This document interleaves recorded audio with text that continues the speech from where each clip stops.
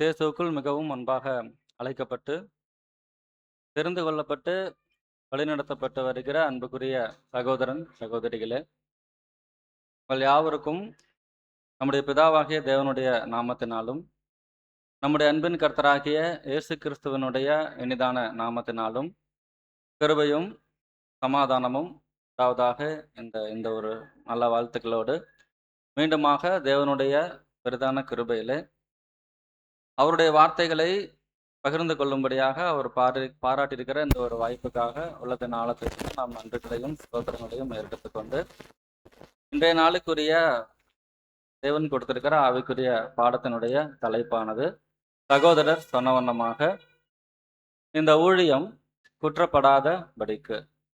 அப்ப அன்புக்குரிய சகோதரன் சகோதரிகளே, நம்ம பாடம் எப்படி இருக்கும்னு சொல்லி பார்க்கும்போது இது ஒரு ஆதார வசனத்தை மையமாக கொண்டு இதனுடைய தேடல்கள் இருக்குது. ஆனாலும் இந்த சத்தியத்துல சில பாயிண்ட்ஸ் பார்த்தீங்கன்னா கண்டினியூட்டி இருக்காது. மாறாக ஒரு சில இடங்கள்ல அப்படியே கொஞ்சம் ஜம்ப் ஆகி போகிற மாதிரி இருக்கும். என்ன காரணம்னா, இந்த சத்தியத்தினுடைய காரியங்கள் ஒரே இடத்துல சேர்ந்த மாதிரி இல்லை. மாறாக இங்க கொஞ்சமும் அங்க கொஞ்சமும்னு பரவலாக நிறைய இடங்கள்ல இருக்கிறத நம்ம என்ன பண்ணியிருக்கோம்னா ஒன்றாக இணைத்து பார்க்கறதுனால இந்த ஒரு ஜம்பிங் ஆகிற மாதிரி ஒரு ஃபீல் ஆகும். ஆனாலும் அதனுடைய தொடர்ச்சியாக தான் இந்த ஒரு பாடமாகது வடிவமைக்கப்பட்டிருக்கிறது அன்புக்குரிய சகோதரன் சகோதரர்களே. அதனால ஒரு இடையூறுகள் இல்லாம நீங்க அதை கவனிச்சீங்கன்னா ரொம்ப எளிமையாக அங்க புரியும்ன்றதை நம்ம பார்க்கிறோம். அன்புக்குரிய சகோதரன் சகோதரிகளே, உங்களுடைய ஆதார வசனத்தை வாசிக்கலாம். ஆதார வசனம் 2 கொரிந்தியர் 6ஆம் அதிகாரம் 3ஆம் வசனம்.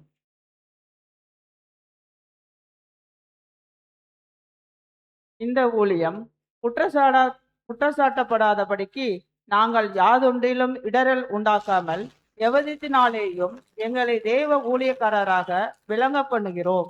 பாருங்க, அப்ப இந்த ஊழியம் குற்றப்படாதபடிக்கு நாங்கள் யாதொன்றிலும் இடறல் உண்டாக்காமல் எவ்விதத்தினாலேயும் எங்களை தேவ ஊழியக்காரராக விளங்க பண்ணுகிறோம். அன்புக்குரிய சகோதர சகோதரிகளே, இது அப்போஸ்தலர் பவுல் பேசக்கூடிய அந்த ஒரு வார்த்தையில இந்த அதிகாரம் முழுவதும் பார்த்தீங்கன்னா சில வசனங்கள் அங்க பேசப்பட்டிருக்கும். ஆனா அன்புக்குரிய சகோதர சகோதரிகளே, இதில் நம்ம பார்க்கிறோம், இந்த ஊழியம் குற்றப்படாதபடிக்கு அப்படின்ற வார்த்தையை மையமாக கொண்டு நம்ம பார்க்கும்போது அப்போ ஊழியம் குற்றப்படுவதற்கான சாத்தியக்கூறுகள் இருக்கு. அப்போ முதல்ல அப்ப நம்ம என்ன பண்ணணும்னா ஊழியம்னா என்ன அப்படின்றத தெரிஞ்சுக்கணும். அதுல என்னென்ன நிலைப்பாடுகள் இருக்கு, என்னென்ன அம்சங்கள் இருக்கு அப்படின்றத தெரிஞ்சுக்கும் போது அதுல தேவன் நமக்கு கொடுக்கக்கூடிய ஆலோசனைகள் என்ன அப்படின்றதே நம்ம அந்த சத்தியத்தின் மூலமாக அறிந்து கொள்ளும் போது நம்ம சரியான பாதையில அப்போஸ்தலர் சொல்ற மாதிரி இந்த ஊழியம் குற்றப்படாதபடிக்கு நம்ம என்ன பண்ண முடியுங்க, இந்த ஊழியத்தை தேவன் விரும்புகிற வண்ணத்துல நம்ம அங்க கொண்டு போக முடியுன்றதை நம்ம பார்க்கிறோம் அன்புக்குரிய சகோதரன் சகோதரிகளே.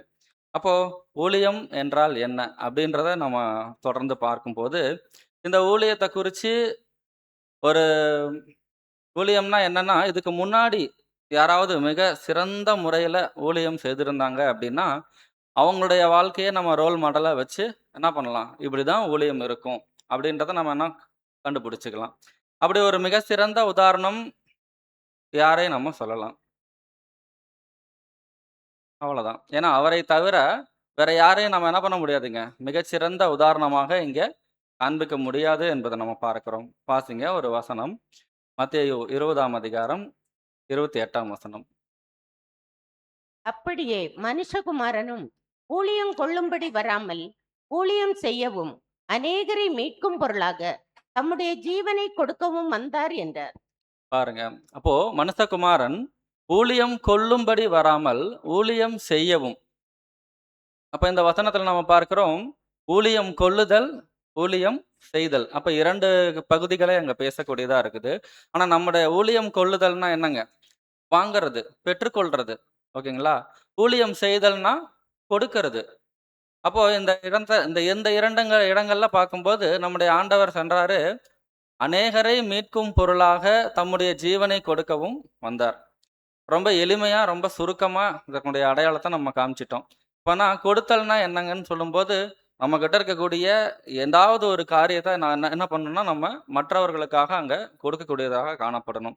அவரு நம்ம கிட்ட எக்ஸ்ட்ரீமா நம்ம கிட்ட இருக்கிறதுலயே ரொம்ப உயர்ந்த, உன்னதமான, சிறப்பான, ரொம்ப ஹைலைட்டா என்ன வார்த்தைகள் பயன்படுத்தினாலும், நம்மகிட்ட இருக்கக்கூடிய அதிகப்படியான ஒரு விஷயம் அப்படின்னா என்ன கொடுக்கலாம் அப்படின்னா, நம்முடைய ஜீவன தான். ஜீவனை காட்டிலும் வேற ஒரு ஒரு சிறப்பான ஒரு விஷயத்த நம்ம என்ன பண்ண முடியாதுங்க. கொடுத்துற முடியாது. அததான் ஆண்டவர் அவர்கிட்ட ஏதாவது ஒரு விஷயத்துல குறைவான ஒரு விஷயத்த அவரு அப்படி பண்ணல. அவர்கிட்ட இருக்கக்கூடிய எல்லாத்தையுமே அவர் என்ன பண்ணிட்டாருங்க, அங்க கொடுக்கிறத நம்ம பார்க்கிறோம் அன்புக்குரிய சகோதரன், சகோதரிகளே. அப்போ நம்முடைய போதகர் இந்த உலகத்திற்கு அவர் வந்ததற்குரிய நோக்கம் என்ன அப்படின்னு சொல்லும்போது, சுயநலமுடைய நோக்கமாக இல்லை. ஏன்னா, கொடுக்கிறதுன்னு வரும்போதே என்ன ஆயிருதுங்க அங்க? அது சுயநலம் இல்ல. ஏன்னா சுயநலம் இருந்துச்சுன்னா, கொடுக்கணுன்ற மனப்பான்மை அங்க இருக்காது. அதனால அன்புக்குரிய சகோதரன், சகோதரிகளே, இப்ப நம்முடைய இரட்சகர் இந்த உலகத்திற்கு வந்ததான நோக்கம், சுயநலமான காரியம் கிடையாது. அது மட்டும் இல்ல, அவர் பிதாவோடு கொண்டிருந்த அந்த ஒரு மகிமை மற்றும் கனம், அந்த ஒரு நிலையிலேயே அவர் எப்படி இருந்தார்ன்னா, திருப்தி அடைந்தவராக அங்க காணப்பட்டார். அது மாத்திரமல்ல, அவர் இந்த ஊழியத்திற்காக வந்ததுக்கு பின்பு, அவர் அந்த ஊழியத்தை முற்றிலுமாக தேவன் அங்கீகரிக்கக்கூடிய விதத்துல அவர் நிறைவேற்றி முடித்ததுக்கு பின்பு, அவர் மீண்டுமாக ஒரு உன்னதமான நிலைக்கு அவர் உயர்த்தப்பட்டார் என்பதும் நமக்கு தெரியும். அப்ப அன்புக்குரிய சகோதரன், சகோதரிகளே, அவ்வாறு உயர்த்தப்பட வேண்டும் என்ற நோக்கத்தோடு அவர் வந்தாரா அப்படின்னு சொன்னீங்கன்னா, அந்த மாதிரியான விருப்பத்துல அவர் வரல. மாறாக அவர் வந்ததுக்கான நோக்கம் பார்க்கிறோம். அவர் ஆவியோடும், உண்மையோடும் தேவனுடைய சித்தத்தை அங்க செய்யக்கூடியவராக இந்த பூமிக்கு வந்தார் என்பதை நம்ம பார்க்கிறோம். அன்புக்குரிய சகோதர சகோதரிகளே, அப்போ அவர் வந்ததுக்கான நோக்கத்தை நம்ம எப்படி நம்ம அண்டர்ஸ்டாண்ட் பண்ணலாம்னா, ஒரு வசனம் வாசிங்க. ஏசாயா 6ஆம் அதிகாரம் 8ஆம் வசனம்.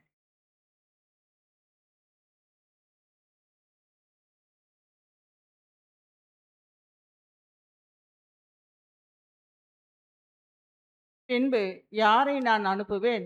யார் நமது காரியமாய் போவான்? என்று உரைக்கின்ற ஆண்டவருடைய சத்தத்தை கேட்டேன். அதற்கு நான், இதோ அடியேன் இருக்கிறேன், என்னை அனுப்பும் என்றேன். பாருங்க, அப்ப அன்புக்குரிய சகோதர சகோதரிகளே, இந்த வசனம் நமக்கு பரிச்சயமான வசனங்கள் தான். இப்ப இந்த ஒரு வசனத்தினுடைய ஒரு சூழலை நம்ம மனக்கண்கள் முன்னாடி நிறுத்தும்போது, நம்முடைய இரட்சகர் இந்த மனுக்குலமானது சாத்தானுடைய தந்திரத்தினாலையும், ஆதாமுடைய வீழ்ச்சியினாலையும் மரணத்துக்குள்ளாக சென்றிருக்கிறது என்பதை அவர் அறிந்திருந்தாரு. அது மாத்திரமல்ல, இந்த மனுக்குலத்தை மீட்டெடுப்பதற்கு ஒரு ஈடுபலி தேவையா இருந்தது என்பதையும், அந்த சூழ்நிலையையும் நம்முடைய இரட்சகர் அவர் உணர்ந்தவராக அங்க காணப்பட்டார். அதனால தான், யார் நமது காரியமாக போவார் என்று கேட்கும்போது, இதோ அடியேன் இருக்கிறேன், என்னை அனுப்பும் அப்படின்னு சொல்லி அவர் அங்க சொல்றத நம்ம பார்க்கிறோம். அடுத்த அன்புக்குரிய சகோதரன் சகோதரிகளே, அப்ப இந்த ஊழியம் எப்படி நம்ம பார்க்கலாம் அப்படின்னா, இப்போ யார் நமது காரியமாய் போவார் என்று சொல்லும்போது, இப்போ போகக்கூடிய வேலை அது எப்படிப்பட்டதான வேலை என்று சொல்லும்போது, சும்மா ஏதோ ஒரு வேற ஏதாவது ஒரு காரியத்திற்காக அங்க போறதாக இல்லாமல், அந்த மனுக்குலத்துக்கு என்ன தேவைங்க? ஒரு மீட்பர் தேவை. அவங்களுக்கு ஒரு ஈடுபலி கொடுக்கணும். அவங்களுடைய ஜீவனை அங்க அர்ப்பணிக்கணும். சிம்பிளா சொல்லணும்னா, சாகணும், மரணிக்கணும். அந்த ஒரு காரியத்துக்காக போகக்கூடியவர்களாக இருக்கணும்.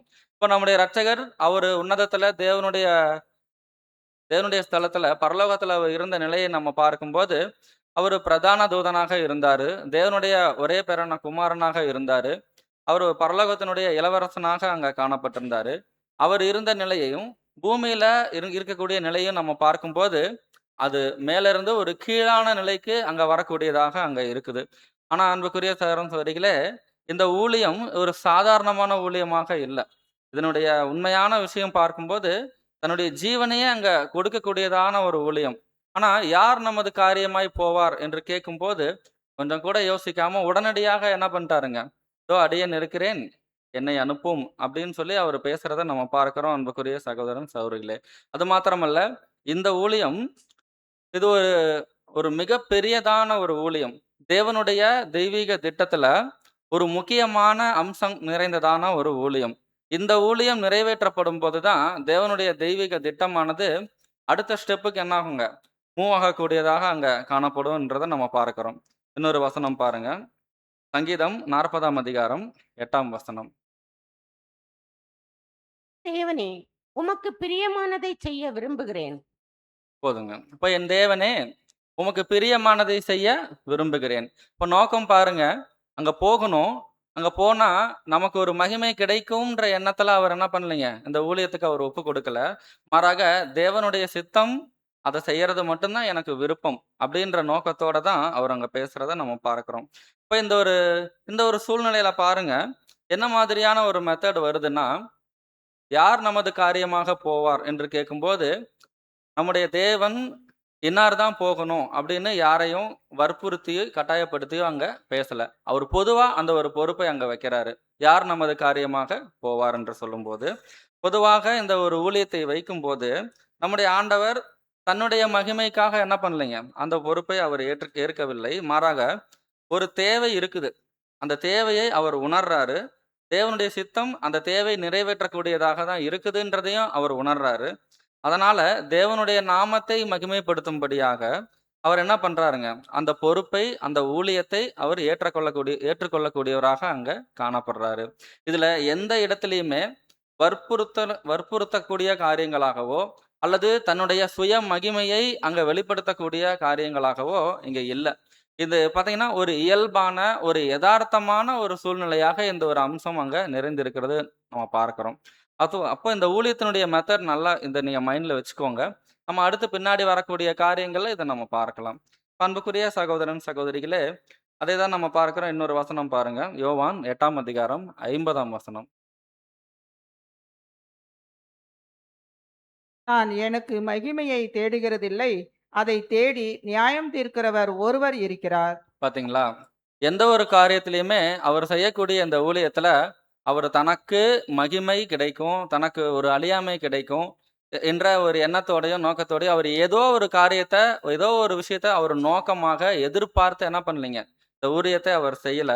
மாறாக அவர் தேவனுக்கு மகிமை செலுத்தக்கூடிய விதத்துல தான் அவருடைய ஜீவியம் முழுவதுமே அங்க காணப்பட்டிருக்குது என்பதை நம்ம பார்க்கிறோம்.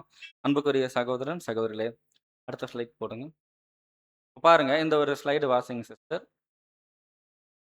இந்த ஆவியே நம் ஒவ்வொருவரையும் ஏவுவதாக இருக்க வேண்டும். ஊழியத்தின் இந்த கொள்கையை நம்முடைய குணலட்சணத்திற்குள் நாம் இணைத்துக் கொள்ள விரும்ப வேண்டும். பாத்தீங்களா? அப்ப ஊழியத்தின் இந்த கொள்கை, இப்ப நம்ம பார்த்தோம் இல்லைங்களா? ஒரு எதார்த்தமான சூழல். தேவன் ஒரு பொதுவான ஒரு பொறுப்ப அங்க வைக்கிறாரு.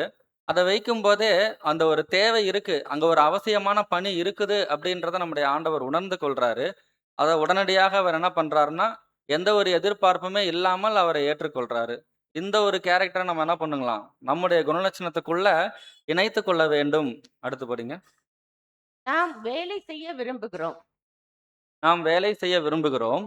பரபரப்பாக இருக்க விரும்புகிறோம் ஆ. என்பதற்காக பாருங்க, நம்ம வேலை செய்யணும் அப்படின்னு நினைக்கிறோம். இன்னைக்கு அநேக சகோதர சகோதரிகள் ரொம்ப ஆர்வமாக இந்த ஊழியங்கள்ல நம்ம செய்யறதுக்கு விருப்பப்படுறத நம்ம பார்க்கிறோம். ஆனாலும் அன்புக்குரிய சகோதரர்களே, இந்த பாயிண்ட்ல என்ன சொல்ல வராங்கன்னா, படிங்க சிஸ்டர். பரபரப்பாக இருக்க விரும்புகிறோம் என்பதற்காக நாம் வெறுமனே வேலை செய்யக்கூடாது. மாறாக அங்கு ஒரு அவசியமான பணி இருப்பதை, இந்த ஆசீர்வாதமான ஊழியத்தில் நாம் நம் ஜீவனை கொடுப்பதற்கு மகிழ்ச்சி அடைய வேண்டும். ஆ, பாருங்க. அப்ப என்னன்னா, ஒரு சூழல் இருக்கு.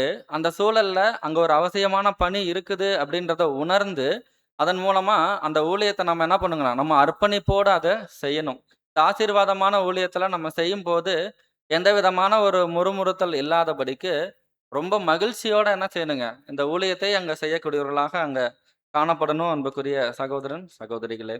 அடுத்த ஸ்லைட் போடுங்க. படிங்க சிஸ்டர். தேவையை உணர்ந்தார். ஒரு அவசியமான பணி ஒரு புது சிருஷ்டியை அபிவிருத்தி செய்வது ஆகும். இந்த வேலை இன்னும் முடிவு அடையவில்லை. நாம் தேவனுடைய வேலையை செய்வோமே ஆனால் அது புது சிருஷ்டியை சார்ந்ததாக இருக்க வேண்டும். பாருங்க. அப்ப என்னன்னா, வேலை செய்யணும்னு சொல்லி நம்ம இங்க பேசணும் இல்லைங்களா? அநேக ஊழியங்கள் இருக்கு. ஆனாலும் அதிலேயும் முற்றிலுமாக பிரதானமாக செய்யக்கூடிய ஒரு வேலை என்னன்னா, இந்த வேலை தான். அப்போ புது சிருஷ்டியை அபிவிருத்தி செய்யக்கூடிய வேலை தான் நமக்கு பிரதானமான அங்க ஒரு ஊழியமாக அங்க காணப்படுது. தொடர்ந்து வாசிங்க. அப்போஸ்தலர் கூறுவது போல நமக்கு கிடைக்கும் சமயத்துக்கு தக்கதாக யாவருக்கும் விசேஷமாக விசுவாச குடும்பத்தார்களுக்கு நன்மை செய்ய கடவோம். அப்போ அன்புக்குரிய சகோதரன் சகோதரிகளே, புது சிருஷ்டி என்று சொல்லும்போது, நம்ம ஒருவர் மாத்திரம் தான் இங்க புது சிருஷ்டியான்னு பார்த்தீங்கன்னா, இங்க இருக்கக்கூடிய எங்க அங்கங்கள் ஒவ்வொருவருமே என்னங்க, புது சிருஷ்டியாக தான் அங்க காணப்படுறாங்க. இப்ப இந்த புது சிருஷ்டிக்கான ஊழியங்கள் நம்ம பின்னாடி வரக்கூடிய காரியங்கள நம்ம பார்க்கலாம். அடுத்து பார்க்கிறோம் அன்புக்குரிய சகோதரன் சகோதரிகளே, அப்ப தெய்வீக ஏற்பாட்டை எப்படி நம்முடைய ஆண்டவர் மகிழ்ச்சியோடு அவர் ஏற்றுக்கொண்டாரோ, தேவன் கொடுத்த ஊழிய பொறுப்பை அவர் மகிழ்ச்சியோடு அவர் ஏற்றுக்கொண்டாரோ, அதேபோல அவருடைய ஊழியத்தினுடைய நோக்கத்துல அவரு என்ன பண்ணேன்னா, எந்த இடங்கள்லயுமே தான் உயர்த்தப்பட வேண்டும்ன்ற எண்ணம் அவருக்குள்ளாக அங்க காணப்படல. அப்போ அவரை பின்பற்றி வரக்கூடிய பின்னடியார்களும் கூட, நாம் செய்யக்கூடிய வேலையானது எந்த விதத்திலயுமே நாம் உயர்த்தப்பட வேண்டும்ன்ற ஒரு எண்ணத்தோடையும், நோக்கத்தோடையும் நம்ம என்ன பண்ணிறக்கூடாதுங்க. இந்த ஊழியத்துல நம்ம அங்க கை வைத்திறக்கூடாது. மாறாக அர்ப்பணிப்பின் சிந்தையோடு இந்த ஒரு ஊழியத்தை மகிழ்ச்சியோடு நம்ம என்ன பண்ணணும்னா, செய்யக்கூடியவர்களாக அங்க காணப்படணும். அடுத்த ஸ்லைட் போடுங்க. நாமும் கூட இந்த ஊழியத்துல வாசிங்க சிஸ்டர். நம்முடைய சுய மகிமைக்காக, பெருமைக்காக நாம் சத்திய ஊழியம் செய்வதாக நினைத்துக் கொள்ளக்கூடாது. மாறாக, சத்தியத்தின் மேல் உள்ள வாஞ்சையால், கர்த்தர் மேல் உள்ள வாஞ்சையால், கர்த்தருடைய ஜனங்களாகிய சகோதரர் மேல் உள்ள வாஞ்சையால், நற்செய்தியை சொல்லுகிறவர்களாக நாம் இருக்க வேண்டும். ஆமா, அன்புக்குரிய சகோதரன் சகோதரிகளே, அடுத்து நம்ம பார்க்கிறோம் ஊழியத்தினுடைய நோக்கம் என்று சொல்லும்போது இன்னொரு வசனம் வாசிங்க. யோவான் 17ஆம் அதிகாரம் 4ஆம் வசனம். பூமியிலே நான் உம்மை மகிமைப்படுத்தினேன். நான் செய்யும்படி நீர் எனக்கு நியமித்த கிரியை செய்து முடித்தேன். பாருங்க, அப்ப பூமியிலே நான் உம்மை மகிமைப்படுத்தினேன். இப்ப இந்த இடத்துல அவர் என்ன செய்றாருங்களா, தேவனுடைய சித்தம் செய்ய வரேன்னு சொல்லி பூமியில வந்து, அவர் என்ன பூமியிலயும் தேவனுடைய நாமத்தை தான் அவரு மகிமைப்படுத்துறாரு. அடுத்த வசனம் வாசிங்க. யோவான் 14ஆம் அதிகாரம் 13ஆம் வசனம். நீங்கள் என் நாமத்தினாலே எதை கேட்பீர்களோ, குமாரனின் பிதா மகிமைப்படும்படியாக அதை செய்வேன். பாருங்க, அப்போ குமாரனில் பிதா மகிமைப்படும்படியாக அதை செய்வேன். இதுலயும் தேவனுடைய நான் மகிமைக்கென்று தான் அவர் செய்யறேன்னு சொல்றாரு. இதற்கு முன்னாடி வாசிச்ச வசனங்கள்லயும் தேவனுடைய மகிமைக்காக தான் நான் செய்வேன் அப்படின்னு சொல்றாரு. அப்ப அன்புக்குரிய சகோதரன் சகோதரிகளே, இன்னொரு வசனம் யோவான் 9ஆம் அதிகாரம் 1லிருந்து 3 வரை உள்ள வசனங்கள் வாசிங்க. அது இந்த ஸ்லைட்ல இருக்காது.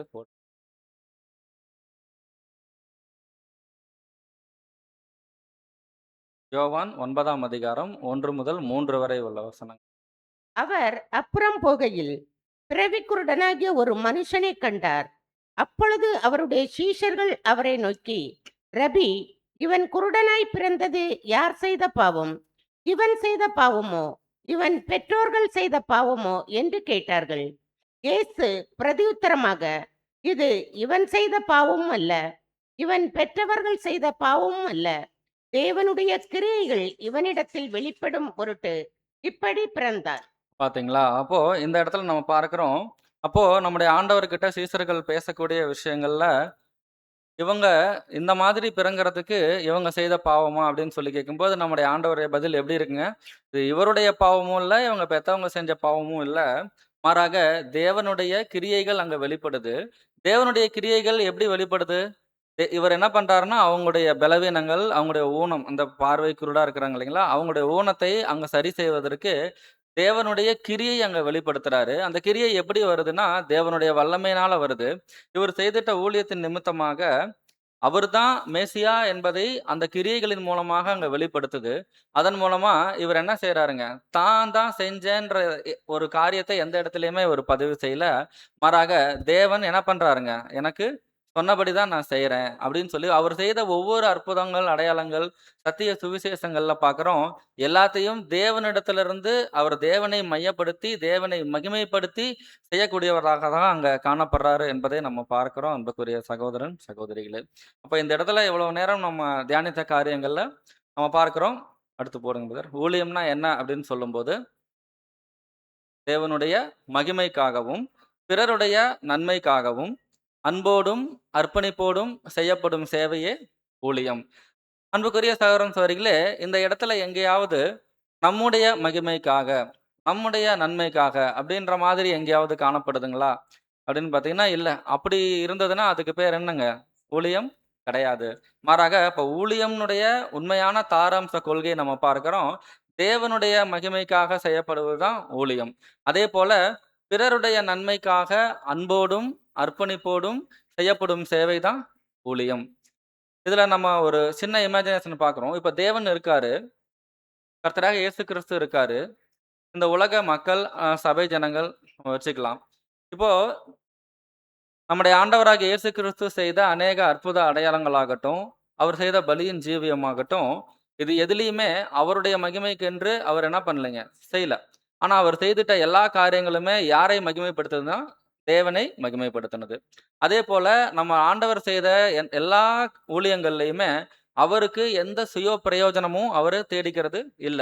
மாறாக அவர் மூலமாக இந்த ஒட்டுமொத்த மனுக்குலமுமே நன்மை அடைந்தாங்க. சரிங்களா? அப்ப இதே பேட்டர்ன்ல தான் இந்த ஊழியம்ன்ற இடத்துல செய்யக்கூடிய, விருப்பப்படக்கூடிய ஒவ்வொரு கர்த்தருடைய பரிசுத்தவான்களும் இதே இடத்துல மையப்படுத்தி பார்க்கும்போது, நாம் செய்யக்கூடிய ஊழியம் அது தேவனை மகிமைப்படுத்தக்கூடியதாக இருக்கணும். 1.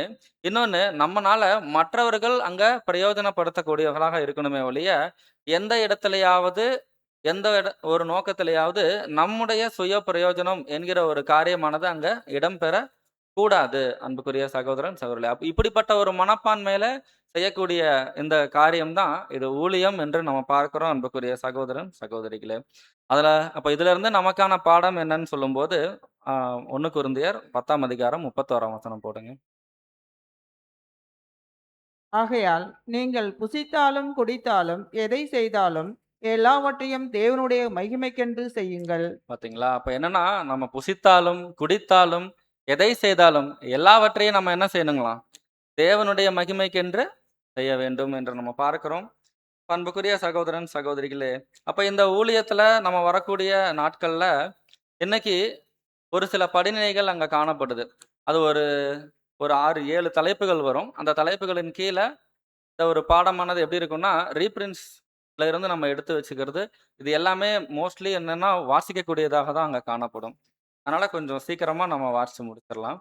இப்போ முதலாவது பார்க்கிறோம், ஊழியத்தின் பக்தி வைராக்கியம். அப்போ இந்த ஊழியம் செய்யணும்னா முதலாவது நமக்கு என்ன தேவைங்க? பக்தி வைராக்கியம். இந்த பக்தி வைராக்கியம் நமக்குள்ள காணப்பட்டால் தான் இந்த ஊழியத்தை நம்ம தொடர்ந்து செய்யக்கூடியவர்களாக அங்க காணப்படுவோம்.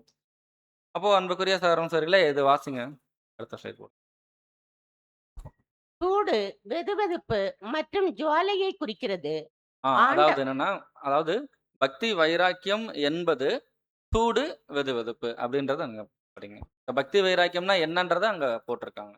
ஆண்டவர் மற்றும் அவர் அக்கறை கொண்டிருந்த அவரது வீடு பற்றிய இந்த கருத்துக்களை நமது மனதிற்கு முன்னே வைத்துக்கொண்டு சிந்திக்கும் போது அநேகரை தேவனுடைய வீட்டுக்குரியவர்களாகவும் தேவனுடைய குமாரர்களாகவும் தேவனுடைய ஜனங்களாகவும் ஆகும்படியாக தமது ஜீவனை கொடுப்பதற்கு அதற்கான அவரது வைராக்கியம், அவரது சக்தி அவரை ஞாபகப்படுத்தி வழி நடத்தியது என்று நாம் உணர்கிறோம். கர்த்தருடைய வீட்டிற்கான, கர்த்தருடைய பிள்ளைகளுக்கான அவரது பக்தி வைராக்கியம் அவர்களுக்கு உதவி செய்வதில் அவரது நேரத்தையும் பலத்தையும் பட்சித்தது. இந்த சுவிசேஷ யுகத்தில் தம்மோடு கூட பட்சிக்கப்படும்படியாக சபையை கர்த்தர் அழைக்கிறார். அப்போஸ்தலர் தெளிவாக நமக்கு கூறுவது போல, இன்னும் தேவனுடைய பிள்ளைகளாக இருக்கக்கூடியவர்கள் மட்டுமே பரிசுத்தாவியினால் ஜெனிப்பிக்கப்பட்டவர்களாக இருக்கிறார்கள். இந்த கிறிஸ்துவின் ஆவியை பெறுவோமானால் அதுதான் ஊழியத்தின் ஆவியாக இருக்கும். பாத்தீங்களா? அப்போ கிறிஸ்துவின் ஆவி ஒருவருக்குள்ள காணப்படுதோ, அவருடைய சிந்தையோடு ஒருத்தர் செய்யக்கூடிய ஒரு விஷயம்தான் அது ஊழியத்தினுடைய ஆவியாக அங்க காணப்படும். கிறிஸ்து எப்படி தன்னுடைய நோக்கம், சிந்தனை இது எல்லாமே தேவனை மகிமைப்படுத்தக்கூடியதாகவும் மற்றவர்களுடைய பிரயோஜனத்துக்காகவும் அவர் காணப்பட்டாரோ, அதே கிறிஸ்துவின் ஆவியோடு செய்யக்கூடிய கர்த்தருடைய ஜனங்களுக்கும் இந்த ஆவி அங்க காணப்படணும். தொடர்ந்து வாசிங்க. அது நம்மை சபையில் ஊழியம் செய்ய ஆயத்தப்படுத்தும். ஒரு பக்தி வைராக்கியமாக, ஒரு ஆர்வமாக, ஒரு சக்தியாக இருக்கும். அவரது சரீரமாகிய அவரது சபையின் ஊழியத்தில் ஆண்டவரோடு கூட நாம் பட்சிக்கப்படுவோம் என்பதே இதன் பொருளாக இருக்கும். மத்தேயு 20ஆம் அதிகாரம் 27 மற்றும் 1 யோவான் 3ஆம் அதிகாரம் வசனம் 16. அன்புக்குரிய சகோதரன், சகோதரிகளே, அடுத்து நம்ம பார்க்கிறோம். இப்ப இந்த ஊழியத்தினுடைய காரியங்களுக்கு முதலாவது படிநிலை என்னன்னா பக்தி வைராக்கியம். அப்ப பரலோகத்துல இருக்கக்கூடிய அந்த ஒரு ஸ்தலத்துல தேவபுத்திரர்கள் அநேகம் பேர் இருந்தாங்க. ஆனாலும் இந்த ஊழியம் யாருக்கு கொடுக்கப்பட்டிருக்குங்க? எல்லாருக்குமே அந்த ஊழியம், அந்த வாய்ப்பு அங்க வருது. ஆனா தேவபுத்திரர்கள் ஆகட்டும், அல்லது இந்த மனுக்குலமாகட்டும், இந்த மனுக்குலத்தை மீட்கக்கூடிய அந்த ஒரு பொறுப்பிலையாகட்டும், தேவபுத்திரர்களுக்கு இந்த ஒரு வாய்ப்பு அங்க கொடுக்கப்படல. மாறாக அந்த வாய்ப்பு வரும்போதே நம்முடைய ஆண்டவர் என்ன பண்ணிட்டாருங்க, இந்த ஒரு சந்தர்ப்பத்தை அவரு அங்க பயன்படுத்திக் கொண்டாரு அப்படின்றத நம்ம பார்க்கிறோம்.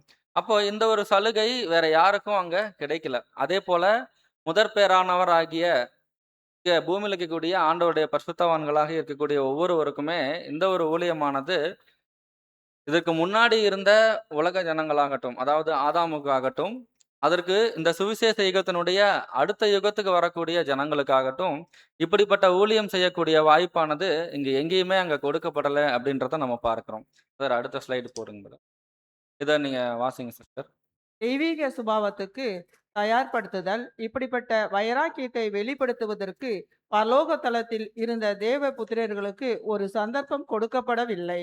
மனுகுலத்தின் மீட்பில் இணைவதற்காக ஒரு அழைப்பு அவர்களுக்கு கொடுக்கப்படவில்லை. இந்த சலுகை முன்பேறானவராகிய முதற்பேறானவராகிய லோகசுக்கு கொடுக்கப்பட்டது.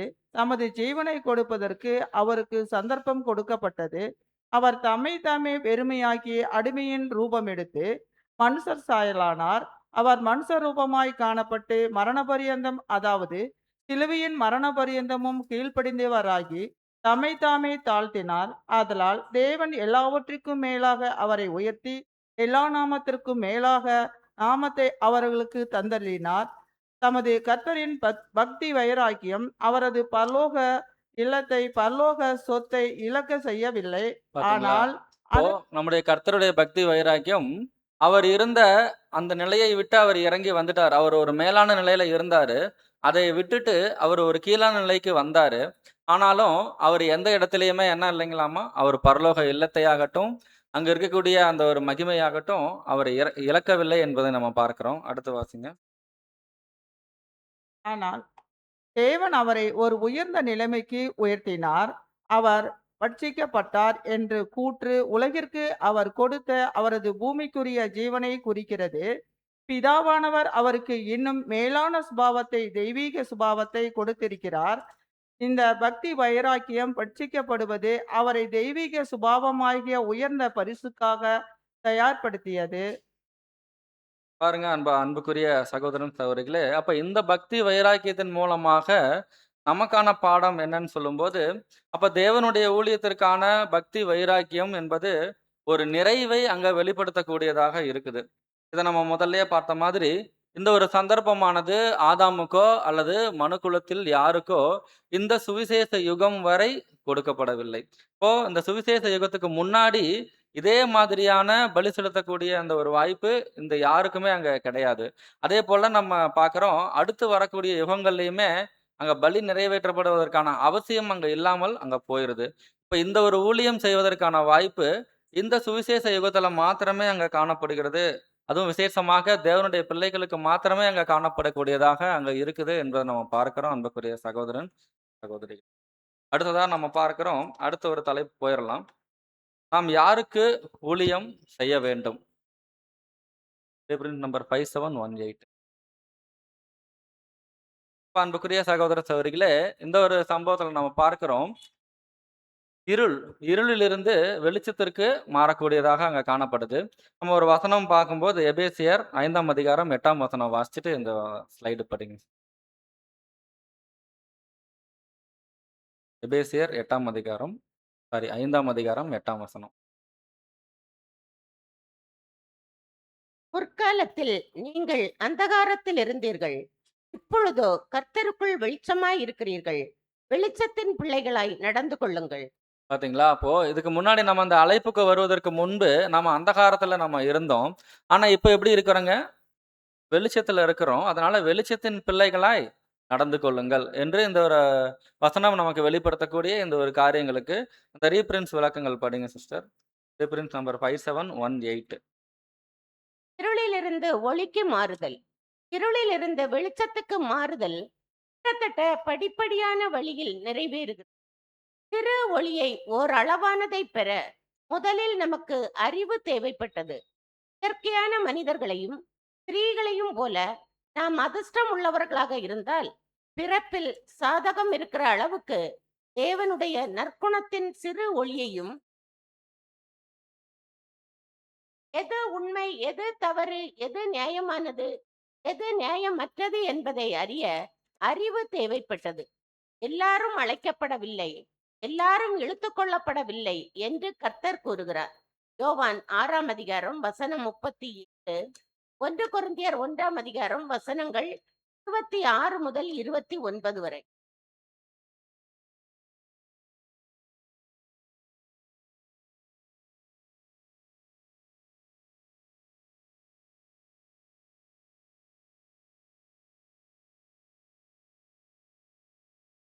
சார் அந்த ஃபர்ஸ்ட் ஸ்லைட் போடுங்க பிரதர்.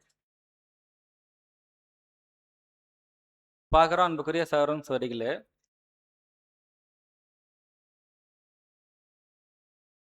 அந்த மனுக்குலம் தேவனிடமிருந்து விலகி இருக்கு.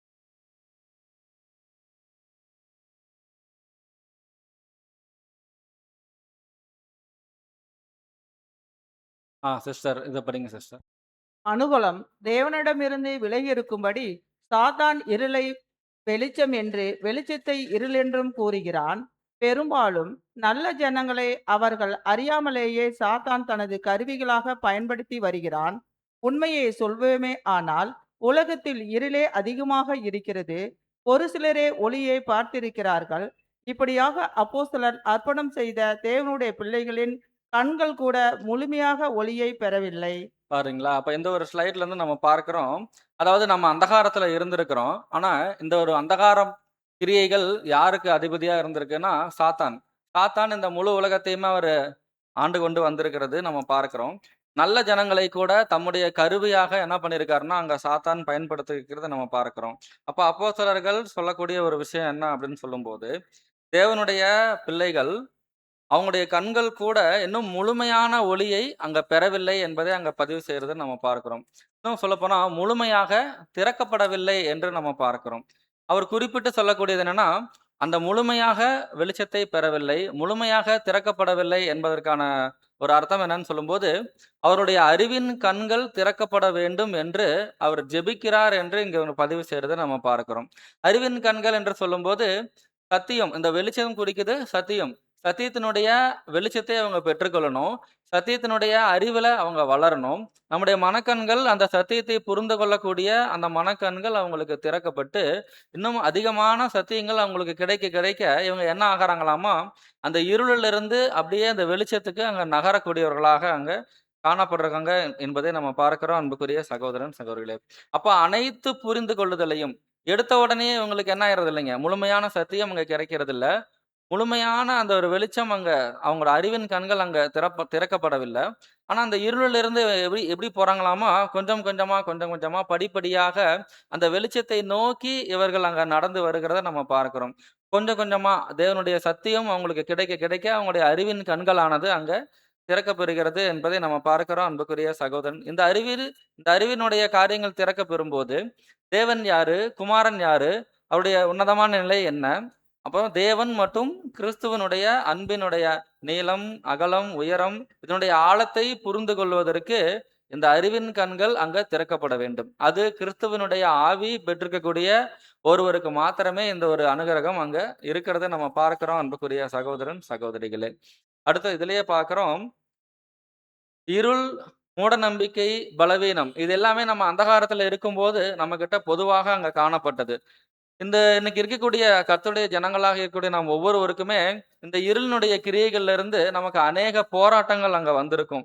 நம்முடைய பலவீனங்களை நம்ம எதிர்த்து போராடுவதற்கும், இந்த மூட நம்பிக்கையை எதிர்த்து போராடுவதற்கும், பாவத்தினுடைய கிரியைகளை நம்ம எதிர்த்து போராடுவதற்கும் அநேக போராட்டங்கள் அங்க கடந்து வந்திருக்கிறத நம்ம பார்க்கிறோம். ஆனாலும் கர்த்தருடைய கண்கள், அவருடைய அறிவின் கண்கள், அந்த வெளிச்சம் நமக்கு கிடைக்கும் போது அவங்க என்ன ஆகுறாங்க அப்படின்னா, இந்த போராட்டத்துல போராடி போராடி இவங்களுடைய குணலட்சணத்தை அங்க என்ன ஆகுறாங்க அப்படின்னா அங்க வளர்த்து பலமுள்ளவர்களாக அங்க மாறுவதற்கு இந்த ஒரு போராட்டங்களானது அங்க அவசியமாக அங்க காணப்படுது நம்ம பார்க்கிறோம் அன்புக்குரிய சகோதரன், சகோதரிகளே. ஒரு கட்டத்துல இவங்க என்ன ஆயிடுறாங்கன்னு சொல்லும்போது, பாவம் மற்றும் சுயநலத்திற்கான அதற்கு எதிராக வரக்கூடிய எல்லா காரியங்களையும் அவங்க எதிர்த்து ஒரு நல்ல போராட்டத்தை போராடக்கூடியவர்களாக அங்க காணப்படுறாங்க என்பதையும் கூட நம்ம பார்க்கிறோம் அன்புக்குரிய சகோதரன், சகோதரிகளே. இப்ப இதற்கு ஒரு காரியங்கள் நம்ம பார்க்கிறோம். அதாவது இப்ப நம்ம அந்தகாரத்திலிருந்து ஆச்சரியமான ஒளியினிடத்திற்கு வரப்பட்டவர்கள் என்பதை காண இந்த ஒரு சான்றுல ஒரு நம்முடைய எல்லாருடைய வாழ்க்கையிலயும் பார்த்தீங்கன்னா, ஒரு எதார்த்தமான ஒரு சிந்தனைகள் அங்க காணப்பட்டிருக்கும்.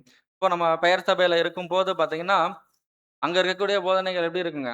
ஞானஸ்நானம் பண்ணிட்டாலே இவங்க பரலோகம் போயிரலாம் அப்படின்ற ஒரு மனப்பான்மை அங்க காணப்படும். ஆனா தேவனுடைய கிருபையில நம்ம அவருடைய உண்மையான சத்திய ஒளியை கண்டு இந்த வெளிச்சத்துக்குள்ள நம்ம வந்துட்ட பின்பு நமக்கு என்ன கிடைக்குதுங்க?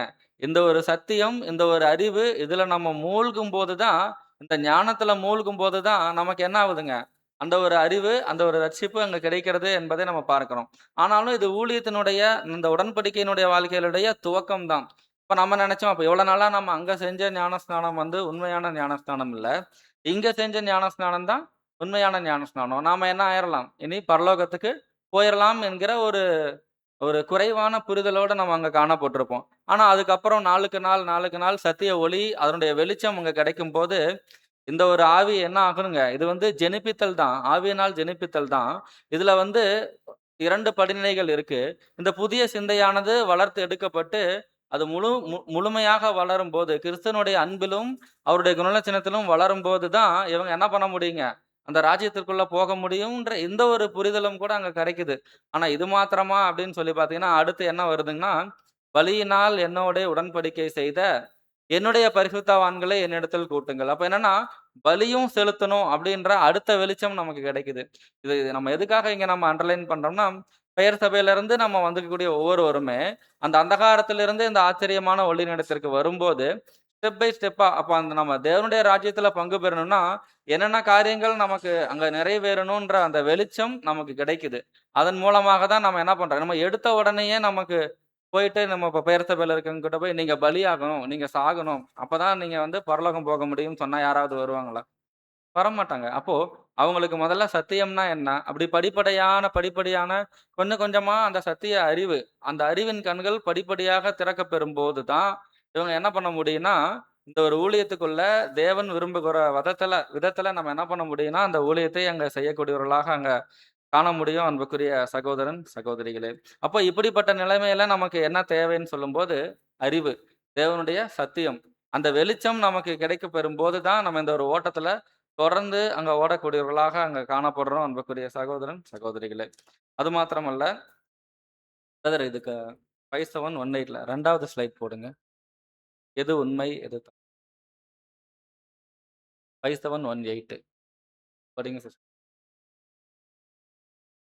எது உண்மை, எது தவறு, எது நியாயமானது, எது நியாயமற்றது என்பதை அறிய அறிவு தேவைப்பட்டது. எல்லாரும் அழைக்கப்படவில்லை, எல்லாரும் இழுத்துக் கொள்ளப்படவில்லை என்று கர்த்தர் கூறுகிறார். பாத்தீங்களா? அப்ப இந்த சத்தியத்துக்குள்ள வரும்போது தான், எது உண்மை? எது தவறு? எது நியாயமானது? எது நியாயமற்றது? என்பதை அறிய இந்த அறிவு தேவைப்பட்டது. இந்த அறிவின் கண்கள், சத்திய வெளிச்சம். இதன் இதன் மூலமாக தான் நமக்கு என்ன ஆகுதுங்க? உண்மை எது? பொய் எது? சத்தியம் எது? அதேபோல நீதி எது? நியாயம் எது? பாவம் எது? தேவனுக்கு பிரியமான காரியம் என்னன்றத பகுத்து வகையறுக்கக்கூடிய ஒரு வெளிச்சம் இந்த ஒரு சத்திய அறிவுல நமக்கு அங்க கிடைக்கக்கூடியதாக இருக்குது என்பதை நம்ம பார்க்கிறோம். இப்ப நம்ம இந்த ஒரு தலைப்புல பார்த்துட்டோம். நாம் யாருக்கு ஊழியம் செய்ய வேண்டும்? யாருக்கு ஊழியம் செய்யணும்னா, முதலாவது நம்ம யாருக்குன்னா, நமக்கு நாமே ஊழியம் செய்யக்கூடியவர்களாக காணப்படணும். முதல்ல நம்மை நம்ம என்ன பண்ணணுங்க? பலப்படுத்தணும். நம்மை நாம் சத்திய அறிவுல வளர்க்கணும். தேவனுடைய குணலட்சணத்துல அங்க வளரணும். முதலாவது இந்த புது சிருஷ்டியை அபிவிருத்தி செய்வது தான் பிரதான ஊழியம். ஊழியத்திலேயே பிரதான ஊழியம். முதல்ல நம்முடைய சொந்த ரட்சிப்புக்காக அங்க பிரயாசப்படணும். அதோடு கூட தான் மற்ற ஊழியங்கள் அங்க இணைந்து செயல்படக்கூடியதாக இருக்கும் என்பதை நம்ம பார்க்கிறோம் அன்புக்குரிய சகோதரன், சகோதரிகளே. ஆனாலும் இந்த ஊழியத்துல இந்த ஒரு உடன்படிக்கையின் வாழ்க்கையில வந்துட்ட அநேகம் பேருக்கு இன்னும் ஒரு விஷயம் ஒரு சவாலாக இருக்குது. அப்படின்னு என்னன்னு சொல்லும்போது, நேரம். ஏன்னா இன்னைக்கு நம்ம எப்படி இருக்கோம்னா, இந்த உலகத்துல இருக்கிறோம். இன்னைக்கு இருக்கக்கூடிய அழைக்கப்பட்ட அநேகர் எப்படி இருந்தீங்க? பெரிய பெரிய ஒரு ஜாம்பவான்களா, பெரிய வசதி படைத்தவங்களா அப்படி இல்ல. நம்ம இந்த பூமியில நமக்கென்று சில பூமிக்குரிய கடமைகள் இருக்கு. அதேபோல நம்முடைய குடும்ப உறவுகளாகட்டும், மற்ற எல்லா காரியங்களையும் மேனேஜ் பண்றதுக்கு என்ன வேணுங்க? பினான்சியல் பொருளாதாரம் அங்க தேவையா இருக்கு. இப்ப இத நம்ம எங்கிருந்து தான் நம்ம சம்பாதிக்கிறோங்க? இந்த உலகத்துல இருந்து தான். அப்ப அன்புக்குரிய சகோதரன், சகோதரிகளே, இந்த இடத்துல பார்க்கிறோம், ஊழியம் செய்யணுன்ற வாஞ்சையும், விருப்பமும் இருக்கு. ஆனா எனக்கு போதுமான நேரம் அங்க இல்ல அப்படின்றத நம்ம ஒவ்வொரு சகோதரனும் அவங்களுடைய இருதயத்துல அங்க சொல்லக்கூடியவர்களா இருக்காங்க. இப்ப இந்த ஒரு காரியத்துல நம்ம பார்க்கும்போது, அந்த ராயனுடையதை ராயனுக்கு கொடுத்தல். இதுதான் தலைப்பு. அடுத்தது ரீஃபரன்ஸ் நம்பர் 5666. இந்த ஒரு ஸ்லைடு வாசிங்க சிஸ்டர்.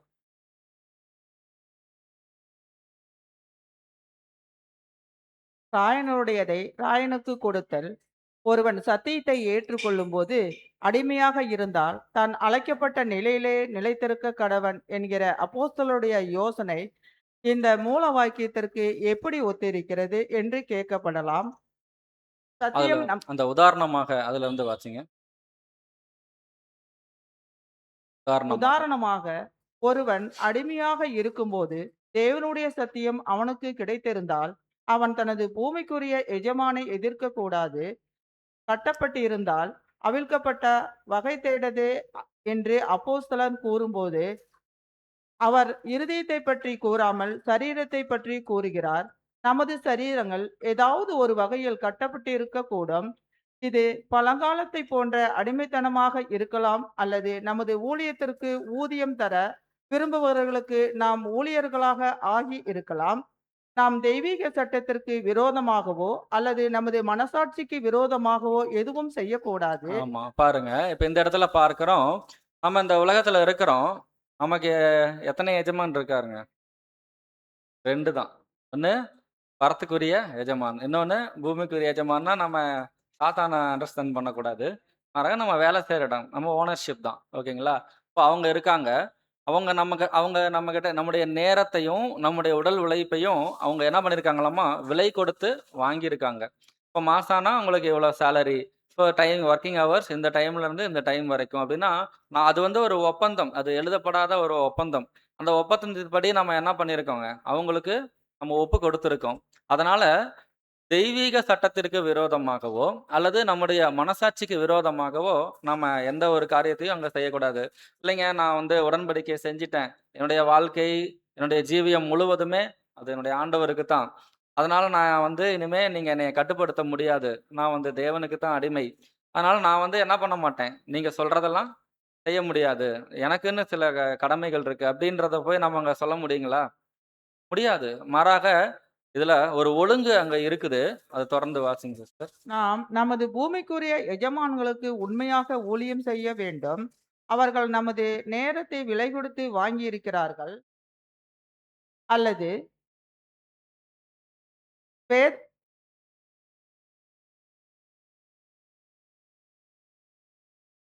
அதிகப்படியான அதிகப்படியான நமது நேரத்தை வாங்கியிருக்கிறார்கள். ஒப்பந்தத்தின்படி அவர்களுக்குரியதை மனசாட்சியின்படி நாம் கொடுக்க வேண்டும். ஒருவன் இராணுவத்தில் இருந்தால் வேறு எங்கு இருந்தாலும் அவர் உண்மையுள்ளவராக இருக்க வேண்டும். பாத்தீங்களா? இப்ப என்னன்னா, ஒப்பந்தத்தின்படி கொஞ்சம் கீழ இறக்குங்க. அதிகப்படியான நேரத்தை நம்முடைய எஜமான் அங்க வாங்கியிருக்காங்க. ஒப்பந்தத்தின்படி அவர்களுக்குரியதை மனசாட்சியின்படி நம்ம அங்க கொடுக்கக்கூடியவர்களா இருக்கணும். உதாரணத்துக்கு ஒரு மிலிட்டரி இருக்காரு. அவர் தேவனுடைய சத்தியத்த கேட்டுட்டு, இந்த உடன்படிக்கைக்குள்ள அவர் வந்துட்டாருன்னு வைங்க. அவர் என்ன பண்ண முடியாதுங்க. நம்ம செய்ற மாதிரியான ஊழியம் செய்ய முடியாது இல்லைங்களா? அவருக்குள்ள ஒரு வருத்தம் இருக்கும்.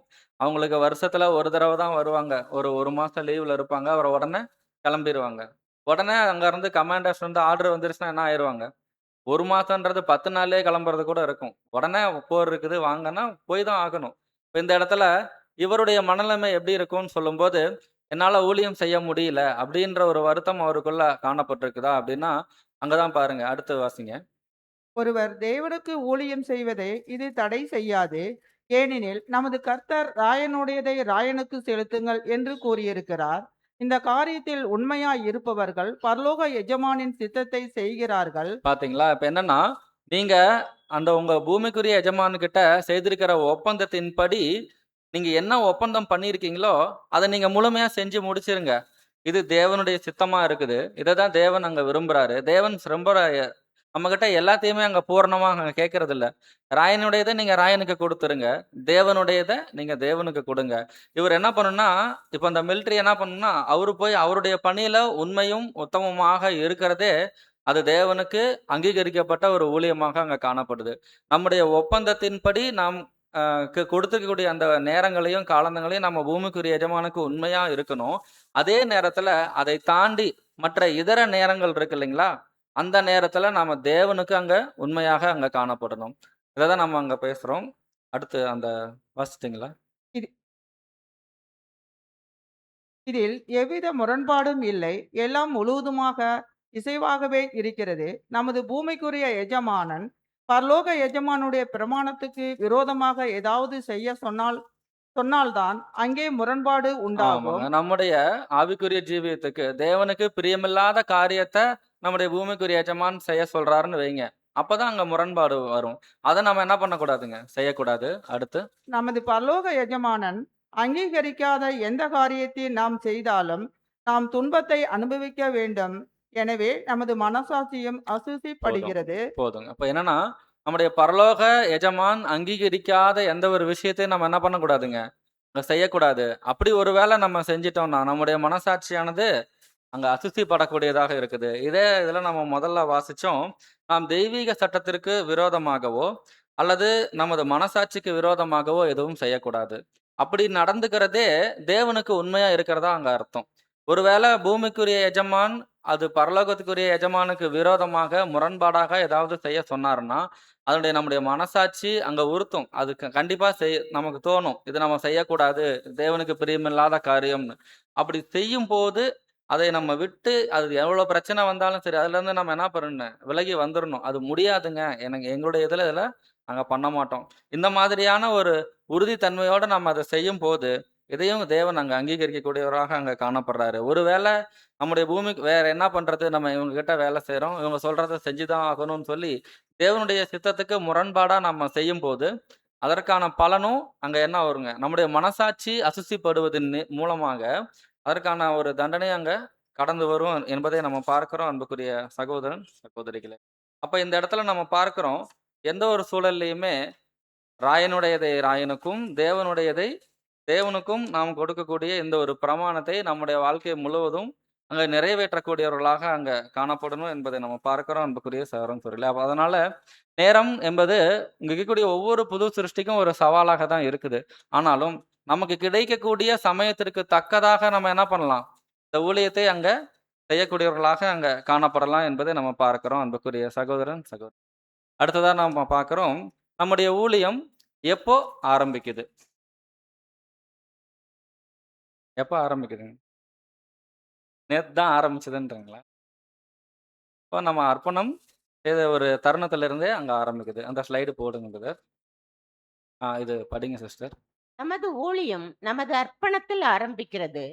கர்த்தர் நமக்கு குறிப்பாக சொன்னது போல, நாம் பாதையில் நுழையும் வரை நாம் ஊழியம் செய்யவோ, பரிசுத்த காரியங்களில் கிரியை நடப்பிக்கவோ நமக்கு அதிகாரம் கொடுக்கப்படுவதில்லை. எனினும் தற்போது நாம் ஊழியம் செய்ய ஆரம்பிக்கும் முன் 30 வயதை அடையும் வரை காத்திருக்க வேண்டியதில்லை. பாத்தீங்களா? இப்ப இங்க நமக்கு குறிப்பாக சொன்னது போல, நாம் பாதையில் நுழையும் வரை. இந்த பாதையில் நுழையும்ன்றது என்னன்னா, நம்ம இந்த இடுக்கமான பாதை. இந்த அர்ப்பணிப்பின் ஜீவியத்துக்குள்ள வரவதற்கு முன்பு வரைக்கும், நம்ம ஊழியம் செய்யவோ, கர்த்தருடைய காரியங்களில் கிரியை நடப்பிக்கவோ, நமக்கு என்ன இல்லைங்களா? அதிகாரம் இல்ல. அதாவது இத நம்ம தவறாக புரிஞ்சு கொள்ளக்கூடாது. அப்ப நம்ம உடன்படிக்கை செய்யாம செய்யற ஊழியங்களுக்கு எனக்கு பர்மிஷன் இல்லையா? இத தேவன் அங்கீகரிக்க மாட்டாரா? அப்படின்னா, நிச்சயமாக அங்கீகரிப்பார். இந்த ஒரு பாயிண்ட்ஸ்க்கும் பாடத்தினுடைய இறுதியில நமக்கு ஒரு பதில் இருக்கு. ஆனா, இங்க சத்தியத்தினுடைய காரியங்கள்ல பார்க்கிறோம், நமக்கு எப்ப இருந்து அக்கவுண்டிங் ஓப்பன் ஆகுதுன்னா, நீங்க அர்ப்பணிப்பு செய்யும்போது, அதிலிருந்து தான் உங்களுக்கு அக்கவுண்ட் ஓப்பன் ஆகுது. அடுத்து படிங்க. ஆ அடுத்து பாருங்க. இந்த ஊழியம் செய்வதற்கு இப்ப நம்முடைய ஆண்டவருடைய காலகட்டத்தில இருக்கும்போது, அவங்க நியாயப்பிரமாணத்துக்கு உட்பட்டவர்களா இருந்தாங்க. அந்த 30 வயதை அடையும் வரைக்கும் அவங்க என்ன பண்ண முடியாதுங்க. அந்த அர்ப்பணத்துக்குள்ள வர முடியாது. அந்த நியாயப்பிரமாணத்தினுடைய மற்ற காரியங்களையும் அவங்க கற்று தேர்ந்து, அதற்கு பின்னாடி தான் அவங்க என்ன பண்ண முடியுங்க. அந்த 30வது வயதில அவங்க அந்த ஊழியத்துக்கு அர்ப்பணம் செய்ய முடியும். ஆனா நம்ம அப்படி இல்ல. நம்ம நியாயப்பிரமாணத்துக்கு உட்பட்டவர்கள் கிடையாது. மாறாக நாம என்ன பண்ணலாம்? கொஞ்சம் முன்னாடியே நம்ம அந்த ஊழியத்துக்கு நம்முடைய அர்ப்பணிக்க செய்யலாம். வாசிங்க. அடுத்த ஸ்லைடுங்க. ஆனால் நாம் என்ன செய்ய போகிறோம் என்பதையும், நாம் நமது ஜீவனை கர்த்தருக்கும் அவரது சத்தியத்திற்கும் சகோதரர்களுக்கும் கொடுக்க வேண்டியிருக்கும் என்பதையும் தெளிவாக புரிந்து கொண்டு கொஞ்சம் முந்திய வயதிலேயே நாம் அர்ப்பணம் செய்யலாம். ஏனெனில் நாம் நியாயப்பிரமாணத்திற்கு கீழாக இல்லை. ரோமர் 3ஆம் அதிகாரம் வசனம் 19. அப்ப நம்ம என்ன பண்ணலாங்க? நம்ம நியாய பிரமாணத்துக்கு கீழாக காணப்படல. நாம எப்படி இருக்கிறோங்க? சுயாதீனம் உடையவர்களாக அங்க காணப்படுறோம். நாம என்ன பண்ணலாம்னா, இந்த 30 வயசு வரைக்கும் காத்திருக்க வேண்டிய அவசியம் இல்ல. ஆமா, கொஞ்சம் முன்னாடியே நம்ம என்ன பண்ணலாம்? இந்த ஒரு ஊழியத்துக்கு நம்மை அர்ப்பணம் செய்யலாம். ஆனாலும் கணக்கு எப்ப இருந்து தான் ஆரம்பிக்குதுன்னா, அர்ப்பணம் செய்ய துவங்க கூடிய அந்த தருணத்துல இருந்து தான் நாம் செய்யக்கூடிய ஊழியங்கள் அங்க தேவனுடைய கணக்குல அங்க வருகிறது என்பதை நம்ம பார்க்கிறோம் அன்புக்குரிய சகோதரன், சகோதரிகளே. அதேபோல அநேகர் என்ன பண்றாங்கன்னா, வேதாகமத்தை தவறாக புரிந்து கொண்டு, இந்த உலகத்தை மீட்பதற்கு இதுதான் நேரம். அதனால நம்ம என்ன பண்ணணும்னா, அந்த மனுக்குலத்தை உயர்த்தணும், இவங்களை ஆறுதல் படுத்தணும்னு சொல்லி, நெறைய நேரங்கள்ல என்ன பண்றாங்கன்னா, இந்த ஊழியம் முழுவதிலயுமே அங்க பயன்படுத்தக்கூடியவர்களாக அங்க காணப்படுறாங்க. உண்மையிலேயே இது பாராட்டத்தக்க முயற்சி தான். ஆனாலும் இங்க பாயிண்ட்ஸ் எப்படி வருதுன்னு சொல்லும்போது, தெய்வீக திட்டத்தை ஃபர்ஸ்ட்டு நம்ம என்ன பண்ணணும்னா, முதலாவது நம்முடைய சொந்த ரட்சிப்புக்கான ஊழியத்துல பிரயாசப்படணும். இது முதல்ல. 2வது நம்மை சுற்றி இருக்கக்கூடிய அங்கங்கள், ஒவ்வொரு புது சிருஷ்டியினுடைய ஊழியங்களுக்காகவும் நம்ம என்ன பண்ணலாம்? நம்ம செய்யக்கூடிய அந்த உதவிகள் மூலமாக அவர்களுடைய புது சிருஷ்டி வளருவதற்காக நம்ம அங்க பிரயாசப்படணும். ஆனா இந்த இந்த யுகத்துல தேவன் கொடுத்திருக்கக்கூடிய பிரதான வேலை அவருடைய சரீர அங்கமாக இணைவது மாத்திரமே என்பதை நம்ம இந்த இடத்துல நம்ம பதிவு செய்றோம் அன்புக்குரிய சகோதரன், சகோதரிகளே. இந்த உலகத்தை சீர்திருத்துவதற்கான அநேகர் பார்த்தீங்கன்னா, ஆ இப்போ பெயர் சபையில பார்த்தீங்கன்னா, நெறைய விஷயங்கள்ல ஒரு அந்நிய மார்க்கத்துல இருக்கக்கூடியவங்கள கூட அவங்க என்ன பண்றாங்கன்னா, "நீங்க செய்றது தப்பு. இப்படி செய்யக்கூடாது." நான் ஒரு சிலர் பார்த்துருக்கேன். அவங்க என்ன பண்ணுவாங்கன்னா, "இந்த மாதிரியெல்லாம் இல்ல. பைபிள் இப்படிதான் சொல்லுது." அவங்க சத்தியத்தை கொண்டு போய் அவங்க கிட்ட சொல்றதா, அவங்கள சீர்திருத்துறதா நெனச்சுட்டு, நெறைய விஷயங்கள் அங்க பண்ணக்கூடியவர்களாக காணப்படுவாங்க. ஆனா அன்புக்குரிய சகோதரன், சகோதரிகளே, நமக்கான படிப்பினை என்னன்னா, இந்த உலகத்தை சீர்திருத்தக்கூடிய வேலை நமக்கு கிடையாது. மாறாக பிரதானமான வேலை நமக்கு இருக்கக்கூடிய அந்த புதிய சிருஷ்டியை அபிவிருத்தி செய்வது தான் ஒரு மிகப்பெரிய வேலையாக அங்க காணப்படுது என்பதை நம்ம பார்க்கிறோம் அன்புக்குரிய சகோதரன். இன்னும் சொல்லப்போனா, இந்த 1,44,000 பேர் என்கிற அங்கங்கள்ல ஒருவராக ஆகப்படுவதற்கு இன்னமுமே அந்த கூட்டி சேர்க்கப்படக்கூடிய வேலைகள் அங்க நடைபெற்று கொண்டிருக்கிறது என்பதை நம்ம அங்க ஒவ்வொருவரும் அறிய வேண்டியவர்களாக இருக்கிறோம். பிரதர் அந்த ரெஃபரன்ஸ் நம்பர் 5786 சிஸ்டர் இது படிங்க சிஸ்டர். நமது சேவை குறிப்பாக புது சிருஷ்டியாகவே அநேகர் வேதாகமத்தை தவறாக புரிந்து இல்ல கொண்டு, அடுத்த ஸ்லைடு போடுங்க. 2ல இருந்து ஏனெனில் ஒவ்வொருவரும் நல்ல வேலையும் முயற்சியும் பாராட்டப்பட வேண்டும். இல்ல அடுத்த தெய்வீக ஸ்லைடு 2வது இதுல போடுங்க.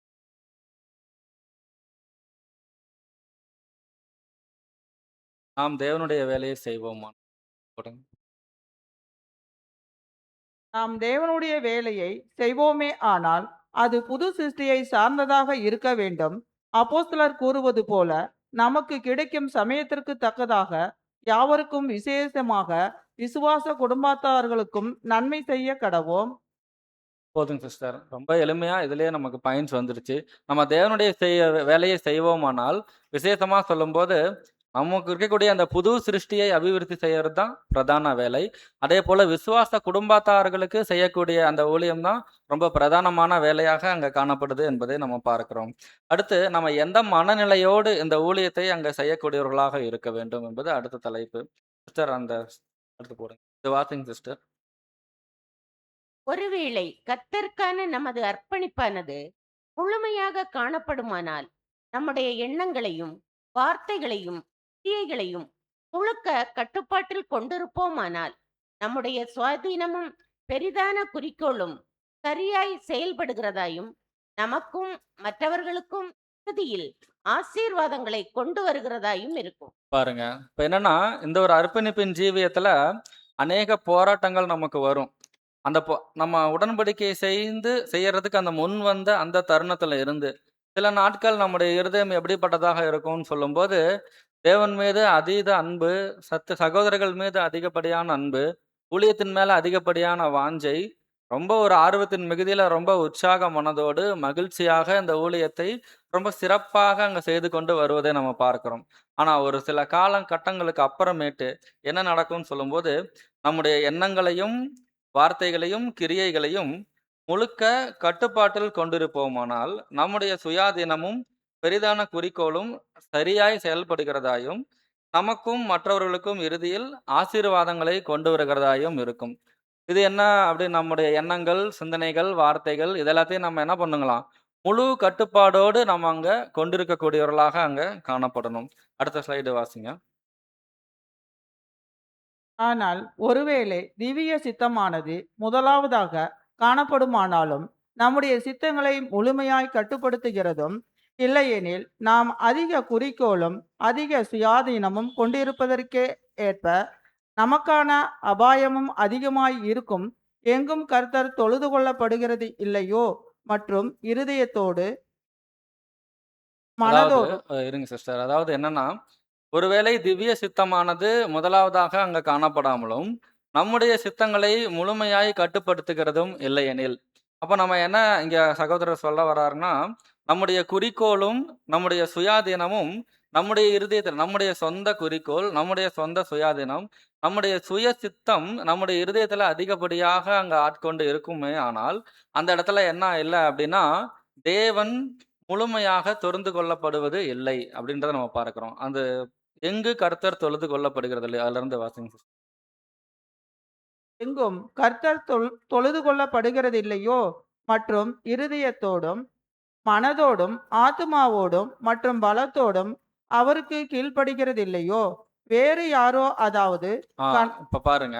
எந்த இடத்துல நம்முடைய கர்த்தர் முழு மனதோடும், முழு ஆத்மாவோடும், முழு பலத்தோடும் தேவனுடைய சித்தத்தை எந்த ஒரு இருதயமானது அங்க கீழ்ப்படுத்த முடிகிறது இல்லையோ, அந்த இடத்துல வேறு யாரோ, வேற ஏதோ ஒண்ணு இருக்கு.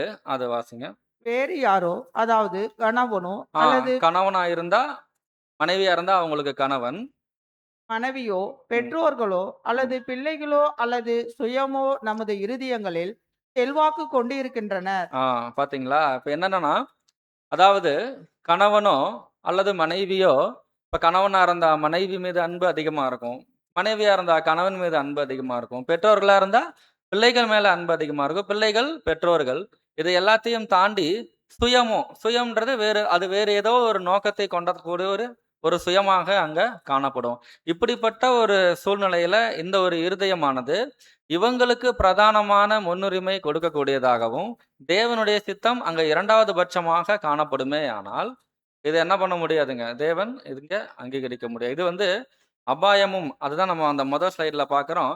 நாம் அதிகம் குறிக்கோளும், அதிகம் சுயாதீனமும் கொண்டிருப்பதற்கு ஏற்ப, நமக்கான அபாயமும் அங்கே அதிகமா இருக்கும். அது என்ன அபாயம்? இப்ப நம்முடைய குடும்பத்தின் மீது நாம் செலுத்தக்கூடிய அன்பு, அது நமக்கு ஒரு அபாயமா காணப்படுதான்னா, அப்படி இல்ல. நம்ம தேவனுடைய காரியங்கள பிரதானமாகவும், மற்ற 2வதாக மற்ற பூமிக்குரிய கடமைகள நம்ம வைக்கும்போது, நம்ம அந்த ரட்சிப்பை அடைவதற்கு இது ஏதுவாக அங்க காணப்படும். ஆனா நம்ம பூமிக்குரிய காரியங்கள், நம்ம குடும்பம், வேலை இப்படின்னு மற்ற எல்லா காரியங்களும் நம்முடைய சுயத்தினுடைய எல்லா காரியங்களையும் நம்ம பிரதானமா செய்து முடிச்சுட்டு, கடைசியா ஏதாவது மிச்சம் மீதி இருந்தா அது தேவனுக்கு அப்படின்னு நம்ம வந்துட்டோம்னா, நம்முடைய ரட்சிப்பு ஒரு அபாயகரமான நிலைமையில அங்க காணப்படுது அப்படின்றத நம்ம அங்க புரிஞ்சுக்கலாம் அன்புக்குரிய சகோதரன். அடுத்து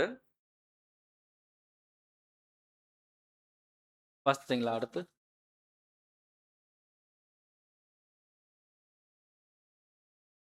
டிபெண்ட்ஸ் ஆன் த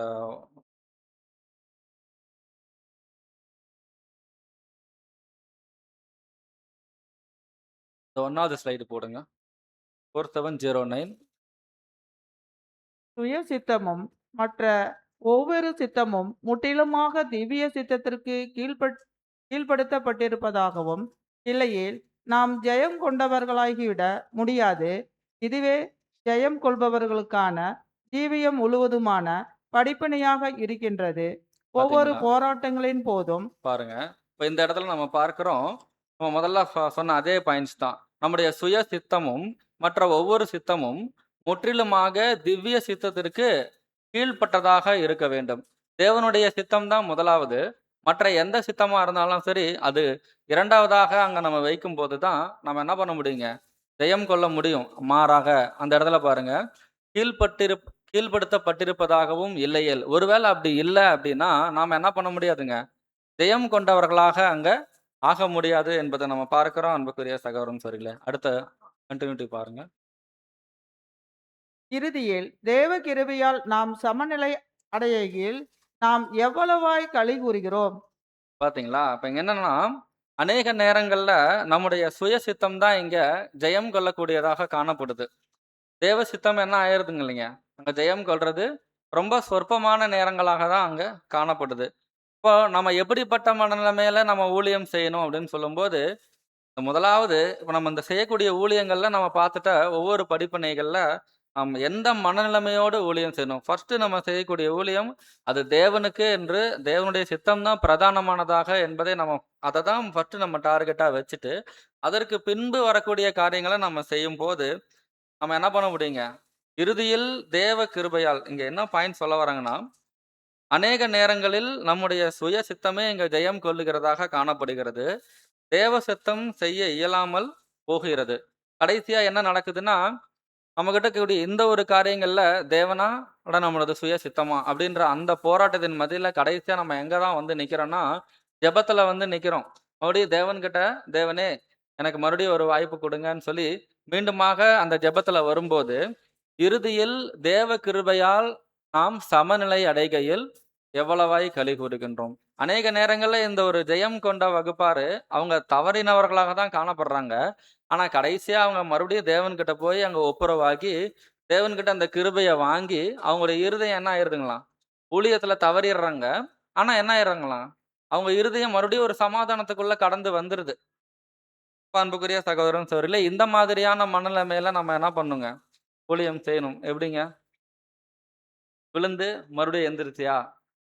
முதல்ல இந்த விழுகைன்றதே என்ன என்ன ஏறக்கூடாதுங்களா? எப்படி ஒரு குழந்தை அது பிறந்து வளரும்போது படிப்படியா ஃபர்ஸ்ட் விழுந்து, எழுந்து அப்படிதான் நடக்கும். ஆனா ஒரு ஒரு ஒரு ஒரு வளர்ச்சி, ஒரு தொடர்ச்சியான ஒரு முதிர்ச்சியான ஒரு வளர்ச்சி வரும்போது, அது வயது ஆக ஆக அது நல்லா நடக்கணும், ஓடணும், மற்ற வேலைகள் செய்யணும். இல்லைங்களா? ஒரு குழந்தையானது எப்படி கரெக்ட்டா அதனுடைய வளர்ச்சிய கொண்டு வரணுமோ, ஒருவேளை எந்த இடத்துலயாவது அது கா குறைவுபட்டிருக்கு அப்படின்னா நம்ம என்ன ஆயிருவோங்க? ஒரு பயம் வரும். அது வந்து ஒரு அபூரணம். அது ஒரு குறைவு. அது ஒரு ஊனம் அப்படின்னு கூட நம்ம எடுத்துக்கலாம் இல்லைங்களா? அந்த மாதிரி இல்லாம, நம்ம படிப்படியா, படிப்படியா தேவனுடைய சித்தத்தை செய்யறதுல அங்க கூடுமான வரைக்கும் அந்த ஜெயம் கொண்டவர்களாக ஆவதற்கு தேவனுடைய சித்தத்தை முதலாவது வைத்தால் மட்டுமே நாங்க அங்க காணப்பட முடியும் என்பதை நம்ம பார்க்கிறோம் அன்புக்குரிய சகோதரன் சகோதரிகளே. அடுத்ததா இன்னொரு நம்ம பார்க்கிறோம். வருத்தமான ஊழியம். வருத்தமான ஊழியம். அது என்னங்க வருத்தமான ஊழியம்? ஊழியம் செய்யும்போது மகிழ்ச்சியா செய்யணும், சந்தோஷத்தோட செய்யணும். ஆனா இது எப்படி இருக்குதுங்க? வருத்தமான ஒரு ஊழியமா இருக்குது. இது ஒரு ஸ்லைடு வாசிங்க சிஸ்டர். கிறிஸ்தவ வாழ்க்கையின் மகா போராட்டத்தின் மிக முக்கியமான பகுதி இங்கே இருக்கிறது. அவனது பழைய சுபாவத்தின் மனோபாவத்திற்கு எதிராக ஒரு போராடி நிமிஷம் சிஸ்டர். இந்த ஒரு பாயிண்ட்ஸ் பார்த்தீங்கன்னா, இந்த ரீபிரிண்ட்ஸ்ல இதுக்கு முன்னாடி இது இந்த ஸ்லைட்ல இல்ல. அதாவது இந்த பூமிக்குரிய வாழ்க்கையில இருக்கக்கூடிய ஒவ்வொரு மனிதர்களுக்குமே, அவர்களுக்கு ஏற்படக்கூடிய சில அனுபவங்கள். அந்த அனுபவங்கள் அவங்களுக்கு நன்மைக்கு ஏதுவான அனுபவங்களாகவும் இருக்கும். தீமைக்கு ஏதுவான அனுபவங்களாகவும் இருக்கும். அந்த அனுபவங்களின் மூலமாக அவங்களுடைய குணலட்சணமானது எப்படி இருக்கும்னா, அந்த அனுபவங்களுக்கு ஏற்ப மாறுபடும். சிலருக்கு ஒரு நல்ல குணலட்சணம் அங்க வளரக்கூடியதா இருக்கும். சிலருக்கு ஒரு மோசமான குணலட்சணம் அங்க வளரக்கூடியதா இருக்கும். இது வந்து இந்த பூமியில இருக்கக்கூடிய ஒட்டுமொத்த ஜனங்களுக்குமே இப்படிப்பட்ட அனுபவங்களின் வாயிலாக தான் அங்க கடந்து வர்றாங்க. இதுல தேவனுடைய ஜனங்கள் விதிவிலக்கு அல்ல.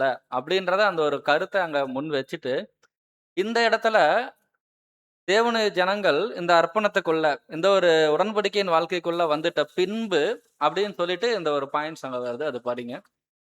அவனது பழைய சுபாவத்தின் மனோபாவத்திற்கு எதிராக போராடி அவனது இரட்சிப்பின் அதிபதியின் பலத்துடன் உறுதியுடன் வெற்றியை எதிர்பார்க்க வேண்டும். வெளியரங்கமான சாதகமான நிலைமைகளின் மயக்கும் செல்வாக்குகளுக்கு நாம் வளைந்து கொடுக்கவோ, துன்பகாலம் மற்றும் சோதனை நாளத்தில் நாம் அழிந்து போய்விடவோ கூடாது. அடுத்து வாசிங்க சிஸ்டர். அவனது அனுபவங்கள் கடினமானதாகவும் வேதனையாகவும் இருந்தாலும் தன்னை கடினமாக்கிக் கொள்ளவோ, கோபமடையவோ, தன்னை கசப்பானவனாகவோ, அன்பில்லாதவனாகவோ அல்லது சிடுசிடுப்பானவனாகவோ ஆக அனுமதிக்க கூடாது. பாத்தீங்களா? இப்ப நம்ம எங்கிருந்து வந்துட்டோங்க? உலகத்துல இருந்து வந்திருக்கோம். அதே பலவீனங்கள் தான் நம்மகிட்டயும் இருக்கு. நம்ம கூட இருக்கக்கூடிய ஒவ்வொரு அங்கங்கள்கிட்டயும் அதே மாதிரியான அனுபவங்கள், அதே மாதிரியான பலவீனங்கள் தான் இருக்கு. இந்த கிறிஸ்தவ வாழ்க்கையினுடைய மகா போராட்டத்தின் ஒரு மிக முக்கியமான பகுதி என்னன்னா, இந்த உடன்படிக்கையின் வாழ்க்கை தான். நம்ம அர்ப்பணம் செய்யறதுக்கு முன்னாடி அது கணக்கு வேற. ஆனா அர்ப்பணம் செய்து இங்க வந்துட்டதுக்கு பின்பு, நம்முடைய ஜீவிய காலம் முழுவதுமே ஒரு மிக முக்கியமான பகுதி. அப்ப இந்த இடத்துல வரக்கூடிய நம்முடைய வாழ்க்கையின் அனுபவங்கள், நம்மள என்ன பண்ணக்கூடாதுங்களாமா? கடினமான அனுபவம், ரொம்ப வேதனையான அனுபவம் இருந்தாலும், நம்மளை கடினமாக்கிக் கொள்ளக்கூடாது. கோபமடையக்கூடாது. கசப்பானவனாக மாற்றக்கூடாது. அன்பில்லாதவனாக மாற்றக்கூடாது. சிடுசிடுப்பானவனாக மாற்றக்கூடாது. இந்த மாதிரியான ஒரு மனநிலைமைக்குள்ள நம்முடைய இருதயம் அனுமதிக்கப்படக் கூடாது என்பதை நம்ம பார்க்கிறோம். அடுத்து வாசிங்க.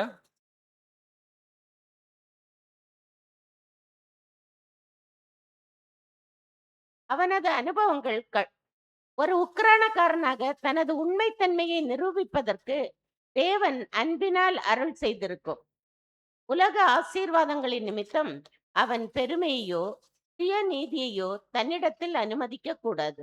ஆ பாத்தீங்களா? சிலருக்கு இந்த உடன்படிக்கையின் வாழ்க்கைக்கு வந்ததுக்கு பின்பு அநேக கஷ்டங்கள், போராட்டங்கள், ஆ பொருளாதார ரீதியாகவும், உடல் ரீதியாகவும் நெறைய போராட்டங்கள் அங்க காணப்படும். ஆனாலும் இந்த அனுபவங்களின் மூலமாக நம்ம பார்த்து எந்த ஒரு மோசமான குணலட்சணங்களுக்குள்ள போய்விடாதபடிக்கு நம்முடைய இருதயத்தை அங்க அனுமதிக்காதபடிக்கு அங்க காத்துக்கொள்ளணும். அதே நேரங்கள்ல சிலருக்கு தேவனுடைய பிள்ளைகளுக்கு இந்த உலகத்தினுடைய ஆசீர்வாதங்களையும், ஐஸ்வர்யத்தையும் தேவன் குடுப்பார். அவங்க பார்த்தீங்கன்னா, ஒரு சுகபோகமான வாழ்க்கைக்குள்ள அவங்க காணப்படுவாங்க. அவங்களுக்கு இதனால இவங்க என்ன நெனச்சிடக்கூடாதுனம்மா, நான் தேவனுக்கு பிரியமா இருக்கேன். தேவனுக்கு நான் கீழ்ப்படிஞ்சு இருக்கேன். தேவனுக்கு நான் உண்மையா இருக்கேன். அதனால தேவன் என்னை ஆசீர்வதிச்சிருக்காரு. அதனால தான் நான் இப்படி ஒரு சுகபோகமான வாழ்க்கைக்குள்ள இருக்கேன். அதனால தான் எனக்கு இந்த ஊழியம் கிடைச்சிருக்கு. அதனால தான் எனக்கு இந்த வேலை கிடைச்சிருக்கு. அதனால தான் நான் இப்படிப்பட்ட ஒரு உயர்த்தப்பட்ட நிலைமையில இருக்கேன்னு, ஏதாவது ஒரு சோர்ஸ், ஏதோ ஒரு விஷயத்த நீங்க மையப்படுத்தி இது தேவன் கொடுத்த ஆசீர்வாதம். நான் தேவனுக்கு பிரியமா இருக்கிறேன்ற ஒரு மனநிலைமையில, அவன் பெருமையையோ, சுயநீதியையோ தன்னிடத்தில் அனுமதிக்கக் கூடாது. என்னன்னா, நான் தேவனுக்கு பிரியமா இருக்கேன். அதனால தான் நான் ஆசீர்வாதமா இருக்கேன். அப்படின்னா, அப்ப மத்தவங்கலாம் தேவனுக்கு பிரியமா இல்லையா? தேவன் அவருடைய சித்தத்தின்படி ஒரு கசப்பான அனுபவங்கள் சிலருக்கு அனுமதிப்பாரு. அவருடைய சித்தத்தின்படி சில ஆசீர்வாதமான அனுபவங்கள் அனுமதிப்பாரு. அது நிமித்தமாக நம்ம எந்த மாதிரியான மனநிலைமைக்குள்ள காணப்படுறோம் அப்படின்றத இங்க சகோதரங்க குறிப்பிடுறத நம்ம பார்க்கிறோம். ஒரு கசப்பான அனுபவங்கள் வரும்போது, கோபமோ, சிடுசிடுப்போ, இந்த ஒரு மூர்க்கமான ஒரு குணத்துக்குள்ள நம்மளுடைய இருதயமானது என்ன பண்ணக்கூடாது? போகக்கூடாது. அதேபோல ஆசீர்வாதமான அனுபவங்கள் வரும்போதும், நம்ம பெருமை, சுயநீதி, நான் பரிசுத்தவான் என்கிற ஒரு இதுல நான் நிக்கிறேன்ற ஒரு ஸ்தானத்துல நீங்க நம்முடைய மனநிலைமைய அங்க கொண்டு போயிறக்கூடாது அப்படின்றத நம்ம பார்க்கிறோம். சிம்பிளா சொல்லணும்னா, கசப்பான அனுபவங்கள் வரும்போது, ரொம்ப மோசமான அனுபவத்துக்குள்ள நம்முடைய இருதயம் போகாம, அப்படியே மைனஸ்ல போகாம, அதேபோல ஆசீர்வாதமான அனுபவங்கள் வரும்போது, பெருமை, மேட்டிமைன்ற இந்த ஒரு பிளஸ்ஸானது, அதாவது எதுலயுமே போகக்கூடாதுங்க. நம்ம வாட்டர் டெம்பரேச்சர்லாம் பார்த்துருப்பீங்கன்னா, 0 இருக்கும். 0ன்னா ஃப்ரீசிங். அதுக்கப்புறம் மைனஸ் போயிட்டே இருக்கும். இந்த பக்கம் பார்த்தீங்கன்னா, பிளஸ்ல 1, 2, 3 வந்துட்டே இருக்கும். இதுல அந்த 0ன்றது வந்து நியூட்ரல். நம்முடைய இருதயமும் நமக்கு வரக்கூடிய அனுபவங்கள்ல கசப்பான அனுபவங்களின் மூலமாக மோசமான குணலட்சணத்துக்குள்ள போயிறக்கூடாது. ஆசீர்வாதமான அனுபவங்கள் வரும்போது, நீங்க வேற ஒரு சுயநீதியை உடையவங்களாக, பெருமை உடையவங்களாகவும் போயிறக்கூடாது. 2யும் பேலன்ஸ் பண்ணி, ஒரு நியூட்ரலான ஒரு இருதயமாக நம்ம என்ன பண்ணணுங்களாம், அங்க கொண்டு வரணும். அப்ப எந்த ஒரு தாக்கத்தையும் இந்த இருதயத்துக்குள்ள நம்ம அனுமதிக்கக் கூடாது. அது எப்படிங்க பிரதர்? ரொம்ப போராட்டமா இருக்கு. ஒரு சகோதரர் நமக்கு விரோதமாக சில தீமையான அனுபவங்கள நமக்கு கொடுக்கிறாரு. அதன் மூலமா நம்ம என்ன பண்றோம்? அதற்கான எதிர்ப்ப தெரிவிக்கிறோம். அது ஒண்ணு திட்டியோ, இல்ல வேற ஏதாவது ஒரு காரியங்கள் நம்முடைய மாம்சீக பலவீனங்கள்ல அந்த எதிர்ப்ப நம்ம அங்க தெரிவிக்கிறோம். ஆனா அத சகோதரர் என்ன பண்றாங்களாமா, "அத நீங்க பண்ணாதீங்க." அப்போ எவ்வளோ சூழ்நிலைகள், எவ்வளோ அனுபவங்கள் வந்துட்டாலும், நியூட்ரலா உங்களுடைய இருதயத்த நீங்க வச்சுக்கணும். இப்படி நியூட்ரலா வச்சுக்கக்கூடிய ஒரு அனுபவம் நம்ம வேதாகமத்துல யார சொல்லலாம்? ஒரு 2 உதாரணங்கள் இருக்காங்க. இல்லைங்களா? அனுபவங்கள் வாங்குனது. நம்ம தான் பாடத்தினுடைய தொடக்கத்திலேயே பார்த்துட்டோம். மிகச்சிறந்த உதாரணம் நம்முடைய ஆண்டவராகிய இயேசு கிறிஸ்து. அவருக்கு வந்துட்டு அதிகமான பாடுகள். அதுல அவரு எந்த இடத்துலயுமே என்ன ஆயிரலைங்க. தன்னுடைய மோசமான அப்படி ஒரு அவர் அவர் வந்து பாவம் இல்லாதவராகவும், குற்றமற்றவராகவும் நம்ம வசனம் இருக்கு. ஆனாலும் அவர் அப்படிப்பட்ட அனுபவங்களுக்குள்ள அவர் என்ன பண்ணல, கடந்து வரல. மாறாக நம்ம அவரை காண்பிக்க பதிலா நம்மள மாதிரி ஒரு பலவீனமான ஒரு மனுஷன எக்ஸாம்பிளா வச்சுக்கலாம். யார சொல்லலாம்? பவுல் ஓகே. ஆனாலும் இன்னொரு பவுலும் வராங்க. நம்ம மனசுல நினைச்சது யாருன்னா யோபு. இப்ப யோபு அவருக்கு வந்துட்டு அவ்ளோ கஷ்டமான அனுபவங்கள்லயுமே, அவரு எந்த இடத்துலயுமே தேவனை என்ன பண்ணலைங்க, தூசிக்கல. அவரு கர்த்தர் கொடுத்தார், கர்த்தர் எடுத்தார். அதேபோல தேவனிடத்துல நன்மைய வாங்கணும்னா, தீமையும் நாம என்ன பண்ண வேண்டாமா? வாங்க வேண்டாமா? அப்படின்ற ஒரு நியூட்ரலான ஒரு மனநிலைமையில அங்க காணப்பட்டார். ஒரு மிகப்பெரிய எக்ஸாம்பிள். அப்படிப்பட்ட மனநிலைமைய தான் இந்த ஒரு பாயிண்ட்ஸ் அங்க நமக்கு வலியுறுத்துது அன்புக்குரிய சகோதரன். வேற அடுத்த ஸ்லைடுங்க. Reference number 5802. அடுத்துங்க. ஒவ்வொரு வருத்தம் மற்றும் துன்பம். ஒவ்வொரு வருட ஒவ்வொரு வருத்தம் மற்றும் துன்பத்திலும் முரண்பாடு மற்றும் வெறுப்பின் உணர்வினாலும் காயத்தினாலும் இருதயத்தின் இரத்தம் வர செய்து ஆவியை பாத்தீங்களா? இந்த அனுபவத்துல நமக்கு என்ன வந்துருதுங்களாம்? இருதயத்துல ரத்தமே வந்துருதுங்களாம். சொல்றாங்க இல்லைங்களா? எனக்கு ரத்த கண்ணீரே வந்துரும். அந்த மாதிரி இந்த அனுபவங்கள் அந்த அளவுக்கு கசப்பானதாக அங்க இருக்குது. தொடர்ந்து வாசிங்க. ஆவியை ஜெயம் கொள்ள பயமுறுத்தும் போது ஆ. தேவனுடைய பிள்ளைகளை அவர் அறிவார், அவர் நேசிக்கிறார், அவர் அக்கறை காட்டுகிறார் என்பதையும் அவரது ஊழியம் செய்யும் தூதன் நமது அருகே எப்பொழுதும் இருக்கிறான் என்பதையும் நமது திராணிக்கு மேலாக சோதனை அனுமதிக்கப்படாது என்பதையும் ஞாபகத்தில் வைக்க வேண்டும். பாத்தீங்களா? அப்ப என்னன்னா, இந்த ஒரு சோதனை வரும்போது, அந்த ஆவியை அதாவது நம்முடைய இருதயத்தை, நம்முடைய சிந்தனைய அது பயங்கரமா என்ன ஆயிருங்களாம், பயமுறுத்தி கலங்கடிக்க செஞ்சுருமாம். அப்படி செய்யும்போது, நம்ம என்ன பண்ணணுங்களாம், தேவனுடைய பிள்ளை. இப்ப நம்ம பார்த்தோம் இல்லைங்களா? அது எப்படி பிரதர்? எவ்வளோ அனுபவங்கள் வந்தாலும், நீங்க நெகட்டிவான கேரக்டரையும் காட்டக்கூடாதுன்றீங்க. ஆசீர்வாதமா இருக்கு. அந்த சந்தோஷத்த கூட சொல்லி, நம்ம பெருமைப்படக்கூடாதுன்னு சொல்றீங்க. நியூட்ரலான ஒரு இதுலயே நம்ம எப்படி மெயின்டெயின் பண்றது? அப்படின்னா, இந்த பாயிண்ட்ஸ் தான். தேவனுடைய ஒவ்வொரு பிள்ளையுமே, தேவனுக்கு தெரியும். அவர் நான் யாரு? என்னுடைய சுபாவம் என்ன? என்னுடைய பலம் என்ன? என்னுடைய பலவீனம் என்ன? அப்படின்றது அவருக்கு தெரியும். அவர் அறிவார். அவர் என்னை நேசிக்கிறார். அவர் எனக்கு அக்கறை காட்டுறார். அவருடைய ஊழியத்துல ஒவ்வொருவருக்கும் தூதர்கள் கொடுக்கப்பட்டிருக்காங்க இல்லைங்களா? அந்த ஒரு காரியங்கள நம்ம நினைவில் கொண்டு, நம்முடைய திராணிக்கு மேலாக நமக்கு அந்த சோதனை என்ன ஆகாதுங்க, அங்க அனுமதிக்கப்படாது அப்படின்றத என்ன பண்ணுங்களாம்? ஞாபகத்தில் வைக்க வேண்டும். நாம என்ன பண்றோங்க? மறந்தர்றோம். அநேக நேரங்கள்ல மறந்தர்றோம். இத நம்ம பார்க்கிறோம். அடுத்து வாசிங்க. நமது குணலட்சணமாகிய விலையேற பெற்ற பொன் அழியவோ அல்லது காயப்படவோ அனுமதிக்கப்படாதிருக்க நமது அன்பான ஆண்டவர் அக்கினி ஜூலையில் அருகே அதன் வெப்பம் உயர்த்தப்படாது இருக்கும்படி நின்று கொண்டிருக்கிறார். ஆமாங்க. பார்த்தீங்களா? நமது குணலட்சணம் வெளியேற பெற்ற பொன். பொன் போல அது அழிஞ்சு போகாதபடிக்கும், அது எந்த விதத்திலயும் காயப்படாதபடிக்கும், அந்த சோதனையினுடைய சூடு, அந்த வெப்பத்த உயர்த்தப்படாதபடிக்கு நம்முடைய ஆண்டவர் நம்ம கூடயே இருக்காருங்களாமா. அந்த அக்கினி சூளையின் அருகே அதன் வெப்பம் உயர்த்தப்படாதபடிக்கு நின்று கொண்டிருக்கிறார். அடுத்து அவரது கிருபையினால் இந்த அனுபவங்கள் நமது நன்மைக்கு ஏதுவானதாக இல்லை என்றால் ஆ அவைகள் பாருங்க. இப்ப என்னன்னா, தேவன் அவருடைய நோக்கம் ஒரு சோதனை அங்க அனுமதிக்கும்போது ஒண்ணு நம்ம கிட்ட இருக்கக்கூடிய ஒரு மோசமான குணலட்சணம் அது எடுத்து போடும்படிக்கு அங்க அனுமதிப்பார். இன்னொன்னு நம்ம கிட்ட இருக்கக்கூடிய அந்த கிறிஸ்துவனுடைய குணலட்சணம் அது வளருவதற்கு ஏதுவாக அங்க அனுமதிப்பார். நம்ம கிட்ட இருக்கிற மோசமான குணலட்சணம் அந்த சோதனையின் மூலமா போயிருச்சுன்னா அது நமக்கு நன்மை தானே. ஐயோ போயிருச்சேன்னு வருத்தமா எதா இருக்குங்களா? சரிங்களா? அப்ப நன்மை தான். அதே போல கிறிஸ்துவனுடைய குணலட்சணம் நம்ம கிட்ட வளர்றதும் அது நன்மை தானே. ஓகேங்களா? அப்ப அந்த சோதனை கடந்து வருது. அந்த சோதனை நம்ம கிட்ட இருக்கக்கூடிய மோசமான குணலட்சணம் எடுத்து போடுவதற்கோ, அல்லது கிறிஸ்துவனுடைய சாயல்ல நம்மை வளர்த்து விடுவதற்கோ, சுருக்கமா சொல்லப்போனா நமக்கு நன்மை தரக்கூடியதாக தான் அந்த சோதனை இருக்கும்.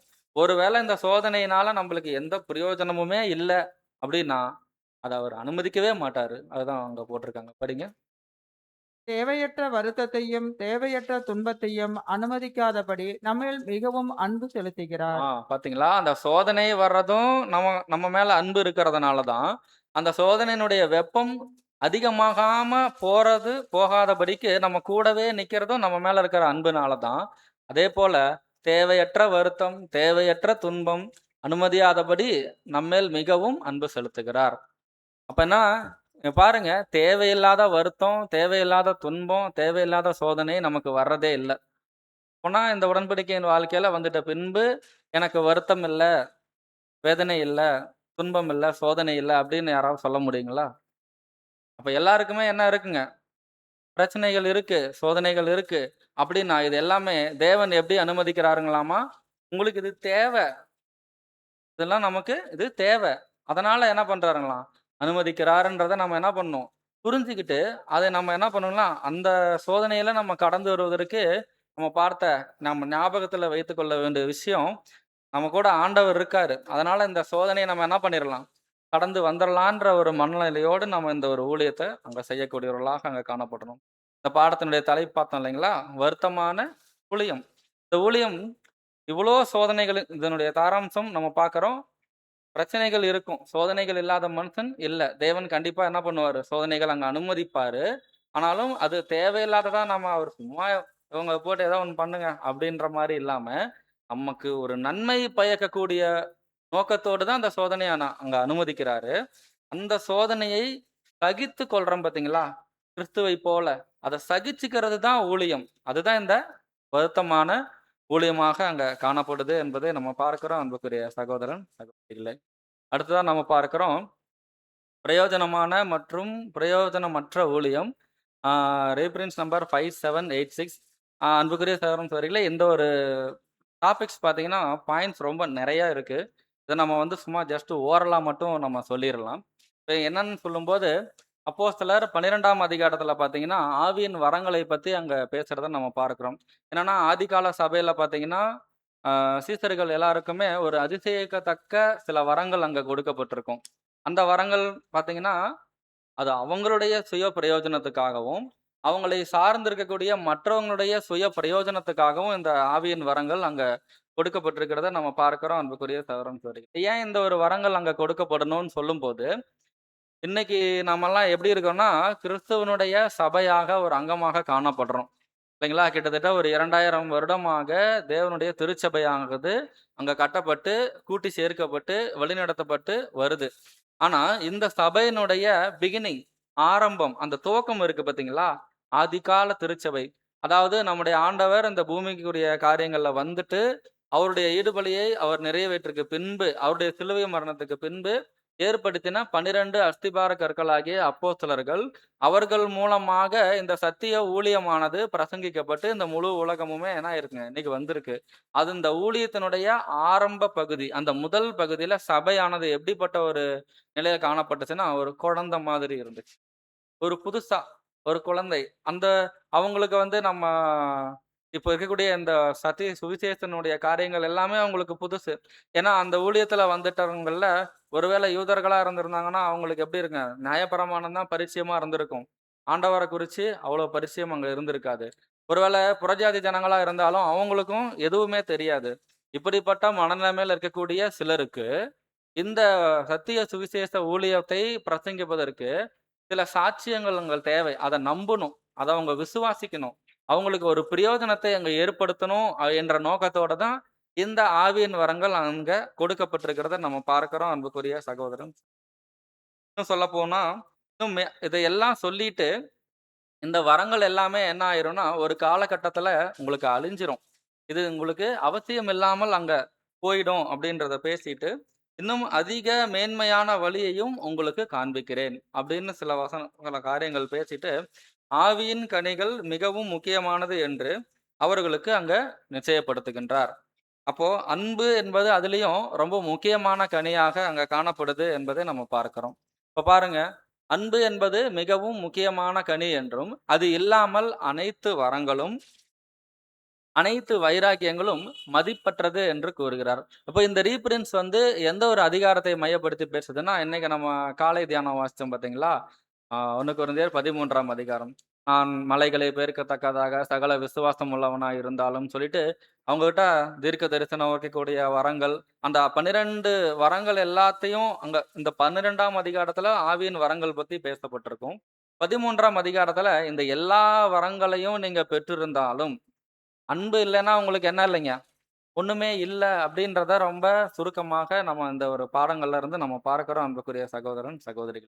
கடைசியா நம்ம பார்க்கும்போது, அந்த அன்புன்னு சொல்லிட்டு அன்பானது என்னென்னலாம் செய்யும்ன்றதெல்லாம் லிஸ்ட் அவுட் பண்ணிட்டு கடைசியா என்ன சொல்றாருங்கன்னா, விசுவாசம், நம்பிக்கை, அன்பு. இம்மூன்றும் நிலைத்திருக்கிறது. ஒரு காலகட்டத்துல இந்த வரங்கள் எல்லாமே என்ன ஆயிரும்னா, ஒழிஞ்சு போயிரும்.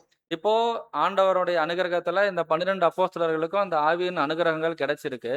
இந்த அப்போஸ்தலர்கள் யாருடைய தலையில கை வைக்கிறாங்களோ, அந்த வரங்கள் அவங்களுக்கு அங்க கிடைக்கும். அவங்க என்ன பண்ணுவாங்கன்னா, அந்த ஊழியத்துல அவங்களுடைய சுய பிரயோஜனத்துக்காகவும், மற்றவருடைய பிரயோஜனத்துக்காகவும் அத பயன்படுத்துவாங்க. ஒரு கட்டத்துல இந்த அப்போஸ்தலர்கள் ஆகட்டும், யார் தலையில கை வைத்து அந்த வரங்களை கொடுத்தாங்களோ, அவங்களாகட்டும் மரிச்சிடுறாங்க. அதுக்கு பின்பு இந்த வரங்கள் என்ன ஆயிருங்க, படிப்படியா ஒழிஞ்சு இல்லாமலே அங்க போயிறத நம்ம பார்க்கிறோம். அப்ப அன்புக்குரிய கடைசியா அதெல்லாம் பேசிட்டு விசுவாசம், நம்பிக்கை, அன்பு இது 3ம் நிலைத்திருக்கிறது அப்படின்னு சொல்லிட்டு, இந்த விசுவாசம்ன்றது என்னன்னு சொல்றோம் நம்ம பார்க்கிறோம்னா, அதுக்கு முன்னாடி ஃபர்ஸ்ட்டு நம்பிக்கை. நம்பிக்கைன்றது என்னங்க?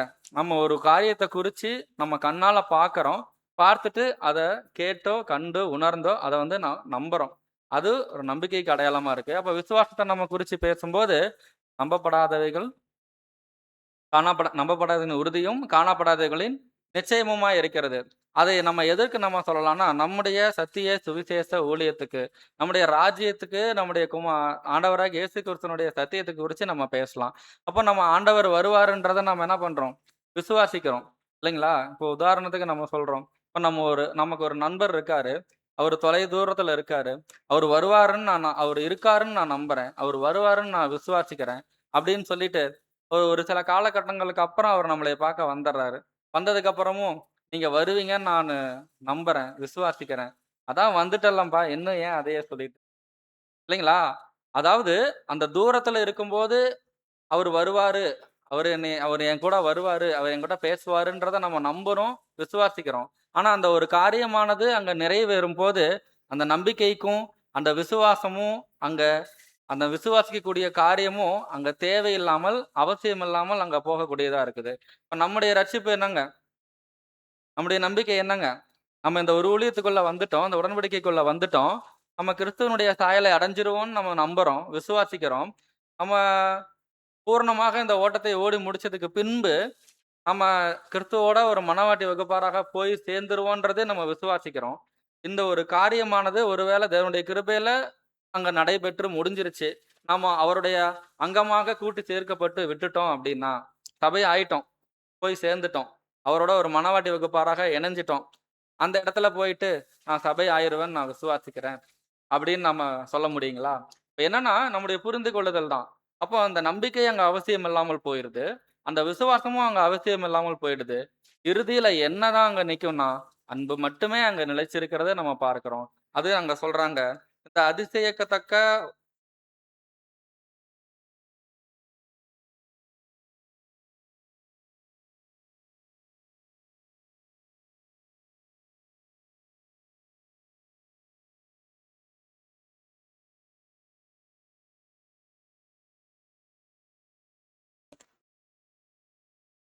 பார்க்குறோம் அன்புக்குரிய சகோதரன் சகோதரிகளே, இப்ப இந்த வரங்களானது என்ன ஆயிரும் அப்படின்னு சொல்லும்போது, நாம் விசுவாசத்தை அபியாசப்படுத்துவோம். ஆனாலும் இந்த அர்த்தத்தில் நம்பிக்கையும், விசுவாசமும் தேவைப்படாது. கடைசியா என்ன ஆகும்ன்னு சொல்லும்போது, அன்பு அதுல 7வது ஸ்லைட் போடுங்க பிரதர். 15ல 7.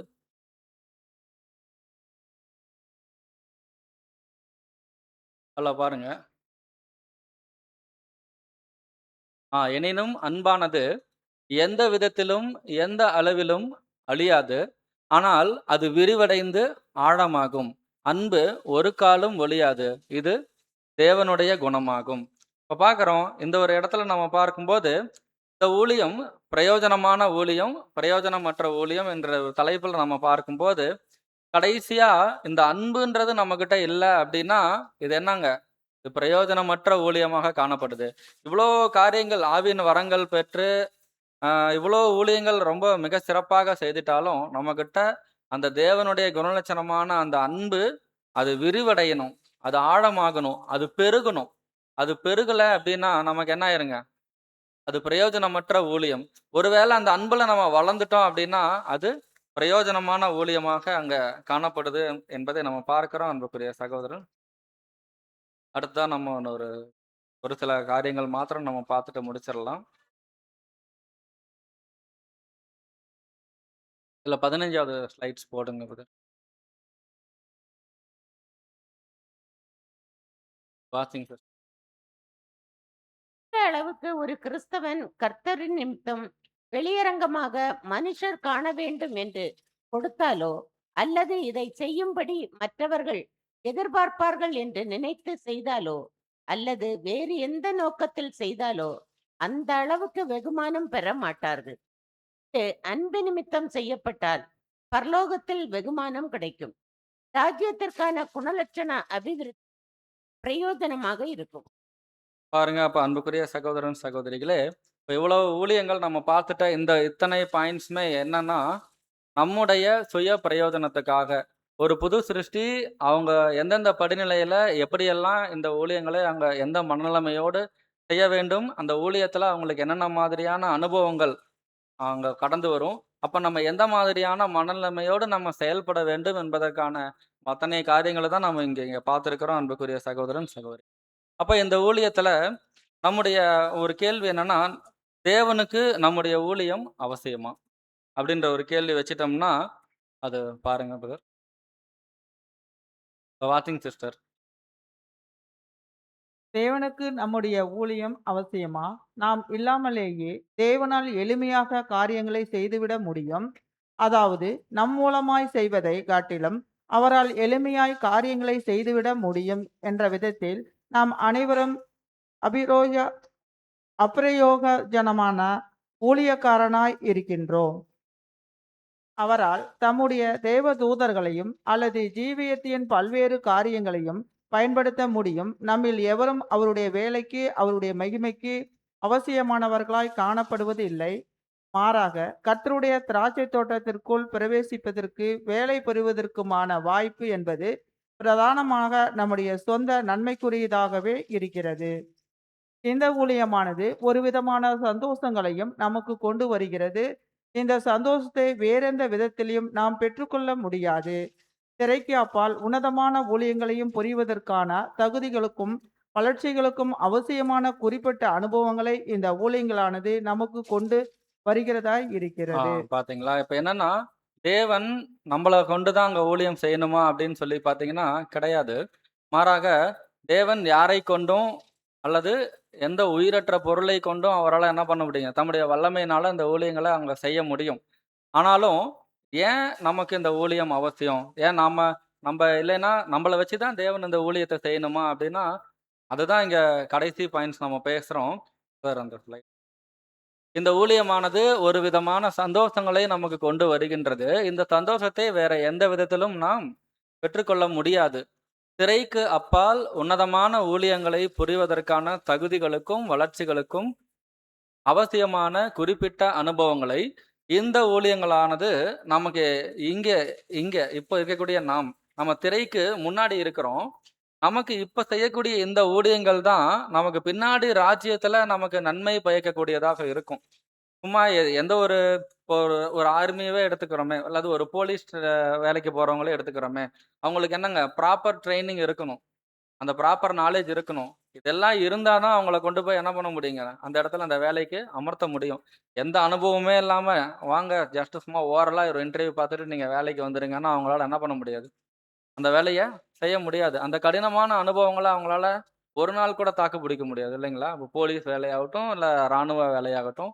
அப்ப அதற்கான பயிற்சி, முயற்சி அங்க இருந்தால், அது அந்த தகுதி இருந்தால் மட்டும் தான் என்ன பண்ண முடியுங்க? அங்க போக முடியும். அதே போல தான் இந்த ஊழியங்கள் நமக்கு நம்முடைய குணலட்சண வளர்ச்சிக்கும், பின்னாடி ராஜ்யத்துல இன்னும் பல வேலைகள் இருக்கு. ஆனா அது அந்த வேலைகளுக்கான ஒரு அனுபவங்கள், அந்த பயிற்சி தான் நம்ம செய்யக்கூடிய இன்றைய நாள்ல நம்ம செய்யக்கூடிய அந்த ஊழியமாக அங்க காணப்படுது என்பதை நம்ம பார்க்கிறோம் அன்புக்குரிய சகோதரன். அடுத்து சில மறைவான ஊழியங்கள் அங்க காணப்படுது. இந்த மறைவான ஊழியங்கள் பார்க்குறோம். மத்தேயு 6ஆம் அதிகாரம் 3ஆம் வசனம் வாசிங்க. நீயோ தர்மம் செய்யும்போது உன் தர்மம் அந்தரங்கமாய் இருப்பதற்கு உன் வலதுகை செய்கிறதை உன் இடதுகை அறியாதிருக்க கடவது. அடுத்த ஸ்லைட் போடுங்க. உதவி அல்லது தர்மம் மிகவும் அமைதியாகவும் மறைவாகவும் செய்யப்பட வேண்டும். நமக்கு நெருக்கமானவர்கள் கூட தற்செயலாகத்தான் அதை அறிய வேண்டும்.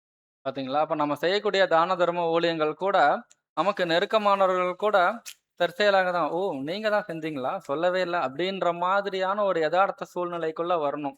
சிம்பிளா சொல்லணும்னா, மத்தவங்க பார்க்குற மாதிரி நம்ம செய்யணுன்ற அந்த நோக்கம், நம்முடைய சுய மகிமைக்காக அங்க காணப்படக்கூடாது. மாறாக அது அது ஒரு மறைவான ஊழியம். அந்த மறைவான ஊழியம் அது யார் பார்க்கணுன்ற அவசியம் இல்ல. தேவன் பார்த்தா போதுன்ற ஒரு மனநிலைமையில அங்க செய்யப்பட வேண்டும். அடுத்து மத்தேயு 6ஆம் அதிகாரம் 4ஆம் வசனம். அப்பொழுது அந்தரங்கத்தையில் பார்க்கிற உன் பிதா தாமே உனக்கு வெளியரங்கமாய் பலனளிப்பார். பாத்தீங்களா? இப்ப என்னன்னா, அநேகருக்கு ஊழியம் அப்படின்னாலே மைண்டுக்குள்ள வர்றதுன்னா, ஒருவேளை இந்த பிரசங்கிக்கக்கூடிய ஊழியம் கூட ஒரு ஒரு பிரதானமாக, ஒரு சந்தோஷம் தரக்கூடியதாக அங்க காணப்படுது என்றாலும் கூட, மேடையில் நிற்கும் வாய்ப்பு எல்லோருக்கும் கிடைக்காமல் இருக்கலாம். ஆனா, இந்த மறைவான ஊழியம் செய்யக்கூடிய வாய்ப்பு ஒவ்வொரு விசுவாசிக்கும் தினமும் கிடைக்கிறது. அப்ப அந்த மறைவான ஊழியங்கள்னா என்னன்னு நம்ம தெரிஞ்சுக்கிட்டோம்னா, அத நம்ம என்ன பண்ண முடியும்? ஒவ்வொருவரும் அங்க செய்யக்கூடியவர்களாக காணப்படும். மத்தேயு 9ஆம் அதிகாரம் 37ஆம் வசனம். தம்முடைய சீசர்களை நோக்கி, அறுப்பு மிகுதி, வேலையாட்களோ கொஞ்சம். ஆ பாத்தீங்களா? அறுப்பு மிகுதி, வேலையாட்களோ கொஞ்சம். அப்ப இந்த இடத்துல பார்க்கிறோம், இந்த மறைவான ஊழியங்களுக்கு தான் இன்னைக்கு வந்து ரொம்ப டிமாண்ட். அந்த ஊழியங்களை செய்யக்கூடிய ஆட்கள் வந்து ரொம்ப குறைவாக இருக்காங்க. மறைவான ஊழியங்கள் நெறைய இருக்குது. அது நம்ம ஒரு சில தலைப்புகள் மட்டும் நம்ம பார்க்கலாம். அடுத்து வாசிங்க. வாசி மறைவாகவும் உண்மையாகவும் ஊழியம் செய்பவர்கள் கர்த்தருடைய பார்வையில் அதிக கனமுடையவர்களாக காணப்படுவார்கள்.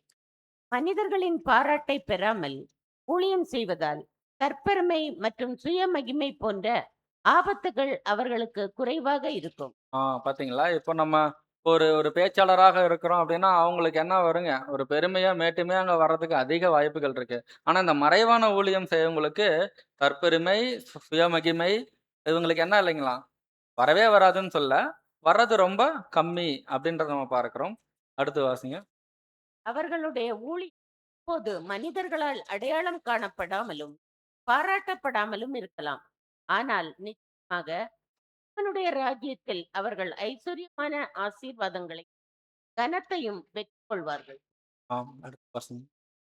நம்மால் செய்ய முடிகின்றதான ஊழியம் எங்கெல்லாம் காணப்படுகின்றதோ அதை நாம் கவனித்திட வேண்டும். ஆ கவனிச்சீங்களா? கவனிச்சீங்களான்றது இத கவனிச்சீங்களா இல்ல. என்னன்னா, நம்ம பாடத்தினுடைய ஆரம்பத்துல பார்த்தோம் இல்லைங்களா?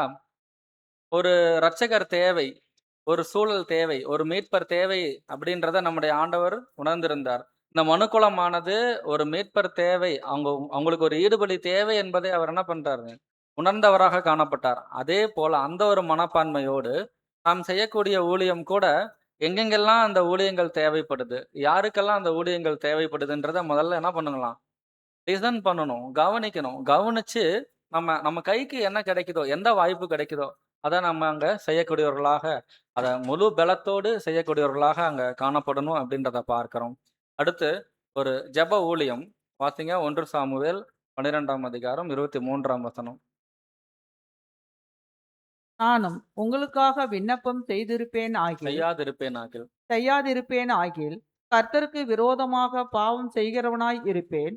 அது எனக்கு தூரமாய் இருப்பதாக. ஆ பாத்தீங்களா? அடுத்து இன்னொரு வசனம் வாசிங்க. எபேசியர் 6ஆம் அதிகாரம் 18ஆம் வசனம். சகல பரிசுத்தவான்களுக்காகவும் பண்ணும் வேண்டுதலோடும் விழித்துக் கொண்டிருங்கள். பாருங்க. முந்தைய வசனத்துல பார்க்கிறோம்.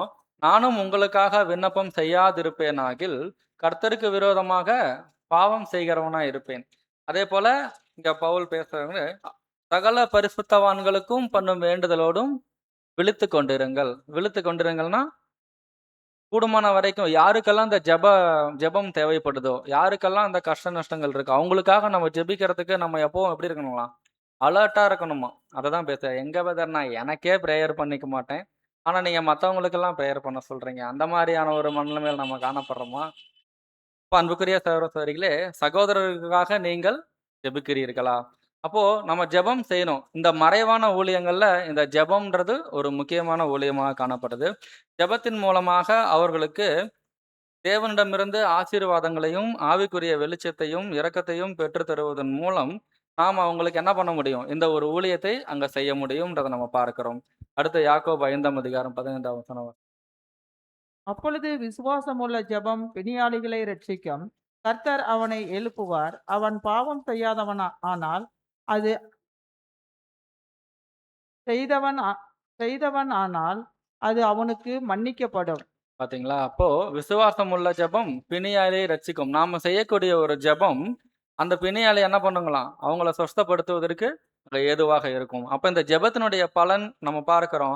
ஆவிக்குரிய ரீதியில சோர்வடைந்து, தளர்ந்து போன ஒருவரை எழுப்பி, தூண்டி, அவங்களுக்கு புத்துயிர் அளிக்கக்கூடிய விளைவை அது கொடுக்கக்கூடியதாக இருக்குது. ஜெபத்துக்கு அவ்வளோ வல்லமை இருக்கு. இந்த ஜெபம் இப்ப நம்ம யாருக்கெல்லாம் ஜெபிக்கிறோன்றது யாருக்காவது தெரியுங்களா? அது தேவனுக்கு மட்டும் தான் தெரியும்.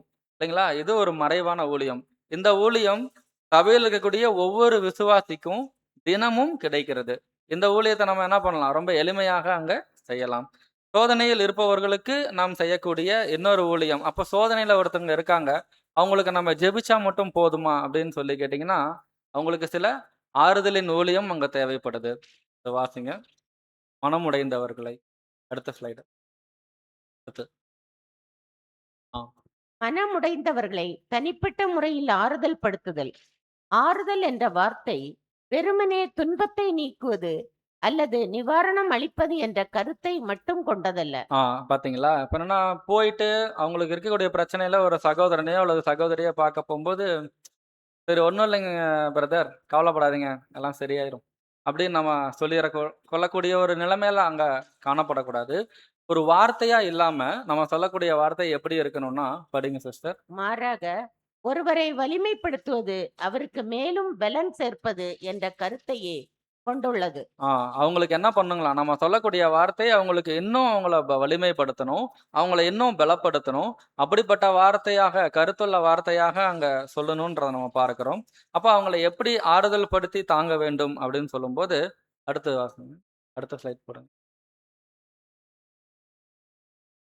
அவர்களுடைய பலகீனம் மற்றும் சோதனையின் நேரத்தில் என் கிருபை உனக்கு போதும், பலவீனத்திலே என் பலம் பூரணமாய் விளங்கும் என்கிற வாக்குத்தத்தம் நிறைவேறுவதை அவர்கள் காண முடியும். முழு சபையினரும் இப்படி ஆறுதல் படுத்துவதிலும் தாங்குவதிலும் உதவி செய்ய முடியும். இப்படிதான் இந்த மாதிரியான முழு சபையும் என்ன பண்ணுங்களாம், யாரோ ஒருத்தர் மட்டும் இல்ல, முழு சபையினரும் இந்த ஊழியங்களை என்ன பண்ண முடியும்? செய்ய முடியும். இப்ப இந்த ஊழியங்கள் நம்முடைய சபையில இப்ப சில காலங்களாக நம்ம பார்க்கிறோம். இல்லைங்களா? யாருக்கு எந்த ஒரு பிரச்சனைனாலும் சபையார் எல்லாரும் கூடி வந்து ஒன்றா அவங்கள ஜெபிக்கிறதுக்கும் சரி, பொருளாதார ரீதியாக அவங்களை தாங்குவதிலும் சரி, இல்ல மற்ற உடல் உழைப்புல அவங்களுக்கு செய்யக்கூடிய ஊழியங்களும் சரி, இன்னைக்கு நமக்கு கொடுக்கக்கூடிய தேவன் கொடுத்த வாய்ப்பை இன்னைக்கு இருக்கக்கூடிய காலகட்டங்கள்ல சபையார் மிக அருமையாக பயன்படுத்துவதை நம்ம கண்கூடாக நம்ம பார்க்கிறோம் அன்புக்குரிய சகோதரன், சகோதரிகளே. இந்த ஆறுதலின் ஊழியமானது ரொம்ப ரொம்ப மிகவும் முக்கியமான ஊழியமாக அங்க காணப்படுது. அது அடுத்த ஸ்லைட் போடுங்க பிரதர். ஆறுதலின் வார்த்தைகளை. ஆறுதலின் வார்த்தைகளை அவர்களுக்கு அளித்து ஒருவருக்கொருவர் வழியில் வரும் சோதனைகள், கஷ்டங்கள் மற்றும் சிலுவைகளை சுமப்பதற்கு உதவி செய்வோமாக. விதமாக நம் தலையும் கர்த்தருமாய் இருப்பவரிடம் கல்வாரிக்கு போகும் வழியில் அவருடைய சிலுவையை அவர் சுமப்பதற்கு நாம் உதவி செய்வதற்காக வாய்ப்பை நாம் எப்படி எதிர்கொள்வோம் மற்றும் ஏற்றுக்கொள்வோம் மற்றும் பயன்படுத்துவோம் இதை சிறப்பான விதத்தில் நம்மால் காட்ட முடியும். ஆமா. இதுக்கு உதாரணம் சொல்றாங்க. நம்முடைய இரட்சகர் கல்வாரி சிலுவையில அவர் கடந்து போகும்போது, நமக்கு தெரியும் ஒரு ஒரு குறிப்பிட்ட இடத்துல என்ன பார்த்தீங்கன்னா, அவர் அந்த சிலுவையில இருந்து அவரு விழுந்துடுறதுன்னு போது, அந்த வழியில வந்துட்ட சீமோன், அவருக்கு அந்த ஒரு வாய்ப்பு காணப்படுது. இப்போ அவர் சீமோன் அந்த ஒரு சிலுவைய சுமந்ததுனால, அவருக்கு ஏதாவது அவர் அந்த ஊழியத்துல அவருக்கு பங்கு இருக்கான்னு சொல்லி பார்த்தீங்கன்னா, ரான்சம் அந்த அவருடைய பாடுகள்ல முழுக்க, முழுக்க, முழுக்க ஏ டூ இசட் எல்லாமே நம்முடைய ஆண்டவருக்கு தான் அந்த கிரெடிட்ஸ் எல்லாமே போகும். அதுல சீமோனுக்கு எந்த விதமான பங்கும் இல்ல. ஆனாலும் சீமோன் செய்த ஊழியம் பார்த்தீங்கன்னா, ரொம்ப சின்னது. ரொம்ப, ரொம்ப ஒரு குறிப்பிட்ட நேரம், ஒரு குறிப்பிட்ட தூரம் அந்த சிலுவைய அவரு சுமந்து வந்தாரு பார்த்தீங்களா? அது ஒரு சின்ன ஆறுதல். ஒரு ஒரு ஒரு சின்ன ஆறுதல். மிகச்சிறிய அந்த மாதிரி நாம செய்யக்கூடிய இந்த ஜெபம் ஆகட்டும், ஆறுதலின் ஊழியம், ஆறுதலாக சொல்லக்கூடிய சில வார்த்தைகள் ஆகட்டும், இங்க இருக்கக்கூடிய ஒவ்வொரு சகோதர சகோதரிகளுமே தனிப்பட்ட முறையில தேவனுக்கு கணக்கு கொடுக்கணும். கூட்டமா இருந்தாலும் ஓட்டம் தனித்தனி தான் இல்லைங்களா? அவங்களுடைய பாடுகளை, அவங்களுடைய சிலுவைகளை அவங்கவங்க தான் சுமக்கணும். என்னுடைய சிலுவைய நான் தான் சுமக்கணும். ஒரு சகோதரனுடைய சிலுவைய சகோதரன் தான். சகோதரியுடைய சிலுவைய சகோதரி தான் சுமந்து ஆகணும். அதுல எந்த ஒரு கா ஒரு மாற்று கருத்துமே இல்ல. ஆனாலும் அவங்களுடைய சிலுவை சுமத்தல்ல ஒரு சின்ன அந்த சீமோன் செய்தார் பார்த்தீங்களா? ஒரு சின்ன உதவி. அந்த பாரத்தை சுமந்த மாதிரி நாம செய்யக்கூடிய இந்த ஊழியங்களானது அங்க காணப்படுது. அப்ப இந்த ஒரு வாய்ப்பை நம்ம எப்படி எதிர்கொள்றோம்? எப்படி நம்ம அவங்களுக்கு அந்த ஊழியம் செய்றோம்? எப்படி இந்த வாய்ப்பை பயன்படுத்துவோம் என்பதை நம்மளால முடிஞ்ச அளவுக்கு சிறப்பான விதத்துல இந்த ஊழியங்களை நம்ம செய்து காட்டக்கூடியவர்களாக அங்க காணப்படணும் அன்புக்குரிய சகோதரன், சகோதரிகளே. இந்த ஒரு ஸ்லைடு வாசிங்க. அவர்களுடன் நின்று அவர்களுடைய பாரத்தை லகுவாக்க உதவ வேண்டும். கல்வாரிக்கு செல்லும் வழியில் சிலுவையை சுமத்த கர்த்தருக்கு உதவிய சீமோன் செய்த ஊழியம் போன்றது. பாத்தீங்களா? அப்ப கர்த்தருக்கு செய்த ஊழியம் போல நாமளும் இங்க இருக்கக்கூடிய ஒவ்வொரு அங்கத்தினருக்கும் இந்த மாதிரியான ஒரு ஊழியம் நம்ம செய்யக்கூடியவர்களாக அங்க காணப்படணும் என்பதை நம்ம பார்க்கிறோம். அடுத்ததான ஒரு ஊழியம் பார்க்கும்போது, மன்னிக்கும் ஊழியம். இதுதான் ரொம்ப கஷ்டமான ஊழியம் பிரதர். உண்மையிலேயே கஷ்டமான ஊழியம் இல்லைங்களா? அப்போ பாத்தீங்க, தன்னை புண்படுத்தியவரை மனதார மன்னிப்பது.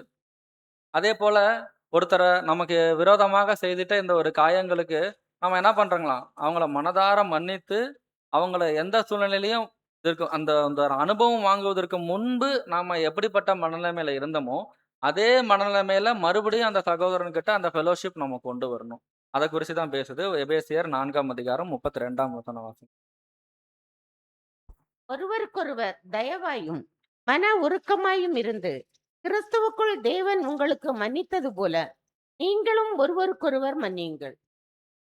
பாத்தீங்களா? அப்ப இந்த இடத்துல பார்க்கிறோம், தேவன் எப்படி இரக்கமும், மன உருக்கமும் உள்ளவராக இருந்து, நம்ம பாவிகளா இருக்கும்போது, நாமளே அங்க மன்னிப்பு கேட்கணும் அப்படின்ற ஒரு மனநிலைமையில் இல்லாம, அவர் தாமாக முன்வந்து நம்மை மன்னிக்கக்கூடிய மாண்புள்ளவராக அங்க காணப்படுறாரு. அதே போல தான் நாமும் கூட ஒவ்வொரு சகோதர சகோதரனுமா, ஒருவேளை ஒரு சகோதரனோ இல்ல அது அது ஒரு சகோதரியோ நமக்கு விரோதமாக அந்த குற்றம் செய்யும்போது, அவங்களே மன்னிப்பு கேட்கட்டும் அப்படின்ற ஒரு மனநிலைமையில இல்லாம, அவங்கள எப்போதும், எல்லா நேரங்களிலும், எல்லா காலங்களிலும் அவர்களை மன்னித்து சிநேகம் பாராட்டக்கூடிய தேவ குணம் உள்ளவர்களாக அங்க காணப்பட வேண்டும் என்பதை நம்ம இங்க பார்க்கிறோம் அன்புக்குரிய சகோதரன்.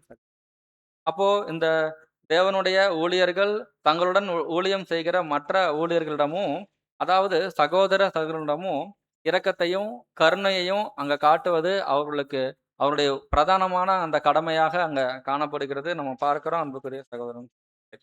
இன்னும் நம்ம பெயருக்கு இன்னும் அந்த இன்னொரு ஸ்லைட் போடுங்க பிரதர். அவர்கள் மன்னிப்பு கேட்பதற்கு முன். ஆ இந்த ஸ்லைடு வாசிங்க சார். அவர்கள் மன்னிப்பு கேட்பதற்கு முன்பே அவர்களை மன்னிக்க தயாராக இருக்கிற மனப்பான்மையை நாம் வெளிப்படுத்த வேண்டும். பாத்தீங்களா? அவங்க மன்னிப்பு கேட்பதற்கு முன்பே அவர்கள் மன்னிக்க தயாரா இருக்கிற மனப்பான்மையை நம்ம என்ன பண்ணுங்களாம்? வெளிப்படுத்தணுமாமா. ஆனா நாம என்ன வழக்கமா இயல்பா எல்லாருக்குள்ளயும் காணப்படுற விஷயம் என்னன்னா, இந்த ஒரு ஒரு சோதனை அங்க வந்துருது. அந்த ஒரு ஒரு முரண்பாடு அங்க வரும்போதே என்ன ஆயிடுறோங்க, அடுத்த நிமிஷம் அவர பார்க்க கூட மாட்டோம். அப்படியே பார்த்துட்டாலும் எதேர்ச்சியா பார்க்கும்போது முகத்த திருப்பிட்டு போயிருவோம் இல்லைங்களா? அந்த மாதிரி இருக்கும்போது, ஒருவேளை அந்த சகோதரன் அவருடைய தவறை உணர்ந்திருந்தார் அப்படின்னா, அவரு நம்மகிட்ட மன்னிப்பு கேட்கணுன்ற ஒரு மனப்பான்மையோட நம்மளைய பார்க்குறார் அப்படின்னா, நம்ம உடனே அத முகத்த திருப்பிட்டு போயிட்டோம்னா, அந்த சகோதரனுக்கு எப்படி இருக்குங்க? இவரு நம்மள முகத்தையே பார்க்க மாட்டேங்கிறாரு. இவரு எப்படி நம்மள மன்னிப்பாரு? இன்னமும் அந்த சகோதரனுக்கு நம்ம மேல அந்த கோவம் இருந்துட்டு தான் இருக்கு. அப்படின்ற ஒரு இடத்துல அவருடைய அந்த திருந்துவதற்கான அந்த ஒரு வாய்ப்பு, அவர் மன்னிப்பு கேட்பதற்கான அந்த வாய்ப்ப நம்ம ஏற்படுத்தி கொடுக்காமலேயே அங்க நம்ம போயிருவோம் அன்புக்குரிய சகோதரன், சகோதரிகளே. அப்ப என்ன பண்ணணும்னா, முடிஞ்ச அளவுக்கு ஆனா அது ஒரு கசப்பான அனுபவம் தான் இந்த மன்னிக்கும் ஊழியம். ஏன்னா இதுக்கு முன்னாடி அந்த அந்த ஒரு அனுபவம் வாங்குனதுக்கு பின்னாடி அந்த சகோதரன் கிட்ட முன்பிருந்த நிலைமைய போல நம்ம பரிச்சயமா, ரொம்ப சகஜமா என்ன பண்ண முடியாதுங்க. பழக முடியாது. ஆனாலும் இங்க சத்தியம் என்ன சொல்லுதுன்னா, முடிஞ்ச அளவுக்கு நீங்க அதே ஃபெலோஷிப்ப மெயின்டெயின் பண்றதுக்கு ட்ரை பண்ணுங்க. அப்படின்றது தான் நமக்கான பாடம். இங்க நம்ம பார்க்கிறோம் அன்புக்குரிய சகோதரன், சகோதரிகளே. இதை எல்லாவற்றையும் நம்ம செய்யும்போது, தேவன் இயேசு கிறிஸ்து மூலமாக எல்லாவற்றிலேயும் இயேசு கிறிஸ்து மூலமாய் தேவன் மகிமைப்படும்படியே செய்வீர்களாக என்பதை நம்ம பார்க்கிறோம். அடுத்ததா பார்க்கிறோம், சில ஊக்கப்படுத்தும் ஊழியம் நம்ம பார்க்கிறோம். இப்ப மனம் தளர்ந்திருக்கக்கூடிய சகோதரர் அல்லது சகோதரியை உற்சாகப்படுத்துவது, அந்த சோர்ந்து போனவர்களுக்கு நம்பிக்கையூட்டுவது, இப்படிப்பட்டதான ஊழியங்களும் இங்க காணப்படுது. அதேபோல எபிரெயர் 10ஆம் அதிகாரம் 24ஆம் வசனம் வாசிங்க. மேலும் அன்புக்கும் நற்கிரியைகளுக்கும் நாம் ஏவப்படும்படி ஒருவரை ஒருவர் கவனித்து பாருங்க. இங்க தான் ஒருவரை ஒருவர் கவனித்து. இப்ப என்னன்னா, ஒருவரை ஒருவர் ஒவ்வொரு சகோதர சகோதரியும் நம்ம என்ன பண்ணணும், எல்லார்கிட்டயுமே அந்த ஃபெலோஷிப் ஒரு குறிப்பிட்ட நபர்கள் கிட்ட மாத்திரம் இல்லாம, எல்லார்கிட்டயுமே அந்த ஃபெலோஷிப் இருக்கும்போது தான், ஒருவர்கிட்ட என்ன பிரச்சனை இருக்குது, அவங்களுக்கு என்ன ஊழியம் தேவைப்படுதுன்றத நம்ம என்ன பண்ண முடியும், கவனிக்க முடியும். நம்ம இந்த பாடத்தினுடைய துவக்கத்துல பார்த்துட்டோம். எங்கெல்லாம் ஊழியம் செய்வதற்கான வாய்ப்பு இருக்கின்றதோ, அதை நம்ம என்ன பண்ணுங்களாம், ஃபர்ஸ்ட் கவனிக்கணும். அந்த கவனிப்பு இருந்தால் மட்டும்தான் நம்ம என்ன பண்ண முடியும்னா, இந்த ஊழியத்தை நம்ம தொடர்ந்து செய்ய முடியும் என்பதை நம்ம பார்க்கிறோம். அன்புக்குரிய சகோதரன் சகோதரி. 1 தெசலோனிக்கேயர் 5ஆம் அதிகாரம் 11ஆம் வசனம் வாசிங்க. ஆகையால் நீங்கள் செய்து வருகின்றபடியே ஒருவரை ஒருவர் தேற்றி ஒருவருக்கொருவர் பக்தி விருத்தி உண்டாக்கும்படி செய்யுங்கள். ஓகே. அடுத்து பார்த்தீங்கன்னா, கேட்கும் ஊழியம் நம்ம பார்க்கிறோம். அது போடுங்க brother. இது வாசிங்க சிஸ்டர். துயரப்படுகிற ஒருவர் என் மனவேதனையை பொறுமையாக கேட்பது, சில நேரங்களில் ஒரு அறிவுரையை விட அன்போடு கேட்பதே பெரிய ஊழியம். பார்த்தீங்களா, இங்க என்ன நடக்குதுன்னா, ஃபர்ஸ்ட் நம்ம பார்த்துட்டோம், ஒருத்தருக்கு நம்ம ஆறுதலான சில வார்த்தைகள் அங்க சொல்லக்கூடியவர்களா இருக்கணும். ஆனா ஒரு சிலருக்கு பார்த்தீங்கன்னா, தேவனுடைய வார்த்தைகளையோ, வசனங்களையோ, வாக்குத்தத்தங்களையோ நம்ம சொல்லி, அவங்கள பலப்படுத்துவதற்கு ஏதுவான அந்த ஒரு தன்மை அவங்க கிட்ட இருக்காது. அவங்க எப்படி அவங்கள பலப்படுத்தணுன்றதும் தெரியாது. ஒரு குறைவுபட்டவர்களாக காணப்படுவாங்க. ஆனா அப்படிப்பட்டவங்க கூட நீங்க என்னதான் பண்ண முடியும்னா, அட்லீஸ்ட் அவங்க சொல்றதையாவது நீங்க என்ன பண்ணுங்க, கேளுங்க. கேட்கும்போது என்ன நடக்கும்னு சொல்லும்போது, அவங்களுடைய பாரம் கொஞ்சம் அங்க இறக்கி வைப்பதாக அங்க காணப்படும். இப்ப கேட்பது எப்படி ஒரு ஊழியமாகும்? அடுத்த ஸ்லைட் போடுங்க. இந்த பாயிண்ட்ஸ் பாருங்க. வாசிங்க. துன்பத்தில் இருப்பவருக்கு தனது மனவேதனையை வெளிப்படுத்த வாய்ப்பளிப்பது, குறை கூறாமல் தீர்ப்பு வழங்காமல் பொறுமையாக கேட்பது, அவருடைய உணர்வுகளை புரிந்து கொண்டு இரக்கம் காட்டுவது, தேவையான போது தேவனுடைய வார்த்தையால் ஆறுதல் கூறுவது. பாத்தீங்களா? அப்ப கேட்பது எப்படி ஒரு ஊழியம்னா, கூட இருந்து நம்ம வாசித்த இந்த ஸ்லைட்ல இருக்கக்கூடிய பாயிண்ட்ஸ் போல, அவங்களுடைய மனவேதனையை நம்ம கேட்கறதே என்னங்க? ஒரு ஊழியம். ஆனா, இங்க நம்ம இத ஒரு தவறான புரிதலுக்குள்ள போகக்கூடாது. ஒரு சகோதரனுக்கோ, ஒரு சகோதரிக்கோ இருக்கக்கூடிய மற்ற விஷயங்கள குறிச்சு நம்ம பேசுறது வந்து, அது தீமை பேசுதல்ல வந்துரும். நம்ம அந்த மாதிரியான விஷயங்கள கேட்கக்கூடாது. மாறாக, அந்த சகோதரிக்கு இருக்கக்கூடிய பலவீனங்கள், மற்ற காரியங்களுக்கு அவங்களுக்கு ஆறுதலுக்கு ஏதுவான காரியங்கள நம்ம என்ன பண்ணலாம்? கேட்கலாம். அவங்களை ஆறுதல் படுத்தலாம். அன்புக்குரிய சகோதரன் சகோதரிகளே, அடுத்து நம்ம வாசிக்கிறோம். யாக்கோபு 1ஆம் அதிகாரம் 19ஆம் வசனம் வாசிங்க. ஆகையால் என் பிரியமான சகோதரரே, யாவரும் கேட்கிறதற்கு தீவிரமாயும் பேசுகிறதற்கு பொறுமையாயும் கோபிக்கிறதற்கு தாமதமாயும் இருக்க கடவர்கள். அப்ப இந்த கேட்கிறதற்கு தீவிரமாயின்னா, இந்த வசனம் அடையாளப்படுத்தக்கூடிய பிரதானமான பாயிண்ட்ஸ் என்னன்னா, சத்தியத்தை முதலாவது கேட்கக்கூடியது. அதுதான் இத அடையாளப்படுத்துது. அதேபோல சகோதரத்தினுடைய சில பிரச்சனைகள், அவங்க சொல்லக்கூடிய காரியங்களையும் கூட நம்ம என்ன பண்ணுங்களாம், கேட்கறதுக்கு கொஞ்சம் அந்த ஒரு மனப்பான்மை, அந்த ஒரு நேரத்த நம்ம என்ன பண்ணணும், அங்க ஒதுக்கக்கூடியவர்களாக அங்க காணப்படணுன்றத நம்ம பார்க்கிறோம். இன்னொரு வசனம் பாருங்க. யோபு 2ஆம் அதிகாரம் வசனம் 11லிருந்து 13 வரைக்கும் இருக்கக்கூடிய வசனங்கள். யோபுவின் நண்பர்கள் வந்தபோது 7 பகலும் 7 இரவும் அவனோடு கூட தரையில் உட்கார்ந்திருந்தார்கள். அவனுடைய வேதனை மிகவும் பெரிதாய் இருந்ததினால் ஒருவரும் அவனுக்கு ஒரு வார்த்தையும் பேசவில்லை. ஆரம்பத்தில் அவர்கள் அமைதியாக யோபுவுடன் இருந்தது உண்மையான ஆறுதலாக இருந்தது. சில நேரங்களில் அன்போடு அருகில் இருப்பதும் பொறுமையாக கேட்பதும் ஒரு பெரிய ஊழியம். பாத்தீங்களா? இந்த ஒரு சம்பவத்துல பார்க்கிறோம். யோபுவுடைய நண்பர்கள் அவருக்கு ஏற்பட்ட அந்த ஒரு அவங்க மனைவி எல்லாமே இறந்துடுறாங்க. அவங்களுக்கு உடல் முழுக்க என்ன ஆயிருதுங்க, அந்த பருக்கள் எல்லாமே வந்துருது. அதையெல்லாம் கேட்டுட்டு அவங்க நண்பர்கள் வந்துட்டு, ஒரு சின்ன ஒரு பிரச்சனைன்னா நம்மளுக்கு வந்துட்டு ஏதோ ஒரு ஆறுதல் படுத்தி சொல்லலாம். அவங்க கிட்ட இருக்கக்கூடிய ஏ டூ இசட் எல்லாமே போயிடுச்சு. எல்லாமே போயிருச்சு. அவருடைய சரீரம் முழுவதுமே ஒரு ரணமா அப்படிப்பட்ட ஒரு வேதனைய அவர் அடைஞ்சிருக்காரு. அவர்கிட்ட நம்ம என்ன போய் ஆறுதல் படுத்த முடியும்? ஆனாலும் வேற வழி இல்ல. போனாங்க, பக்கத்துல கூட இருந்தாங்க. 7 நாள், 7 பகல், 7 இரவு அவங்க கூட இருந்து, அவங்களுக்கு ஒரு ஆறுதலான ஒரு சூழ்நிலைய அங்க உருவாக்கி குடுக்குறாங்க அப்படின்றத நம்ம பார்க்கிறோம். இப்ப இதுவும் கூட என்னங்க, ஒரு ஊழியம்தான். அப்ப அன்புக்குரிய சகோதரன் சகோதரிகளே, இந்த மாதிரி மற்றவருடைய பிரச்சனைகள் மற்றும் துக்கங்களுக்கு செவிசாய்த்து ஆறுதல் கூறும் புரிதல் உள்ள இருதயத்தை நாம் பெற்றவர்களாக அங்க காணப்படணும். அதே தான் நம்ம பார்க்கிறோம். இதே மாதிரி குடும்ப ஊழியம் இருக்கு. அதே போல நோயாளிகளை சந்தித்து உதவக்கூடிய ஊழியங்கள் இருக்கு. அதே போல ஏழைகளுக்கு உதவக்கூடிய ஊழியங்கள் இருக்கு. அதே போல சபைக்கான மறைவான பணிகள், சுத்தம் செய்யக்கூடிய ஊழியங்கள் இருக்கு. தான தர்ம ஊழியங்கள் இருக்கு. இப்படி அநேக ஊழியங்கள் மறைவான ஊழியங்களாக அங்கங்க இருக்குது. அத நம்ம என்ன பண்ணணும்னா லிசன் பண்ணணும். அத கவனிச்சு அந்த தேவையை உணர்ந்து அதற்கு ஏற்றார் போல நம்ம என்ன பண்ணணும்னா இந்த ஒரு காரியத்த நம்ம அங்க கொண்டு வரணும். அன்புக்குரிய சகோதரன் சகோதரிகளே. இந்த ஒரு 2 மினிட்ஸ் தான். இந்த ஸ்லைடு வாசிச்சுட்டு நம்ம முடிச்சிடலாம். சார் அந்த தேவையான நிபந்தனைகளை சந்திக்கிறோமா? சார் இந்த ஸ்லைடு வாசிங்க சார்.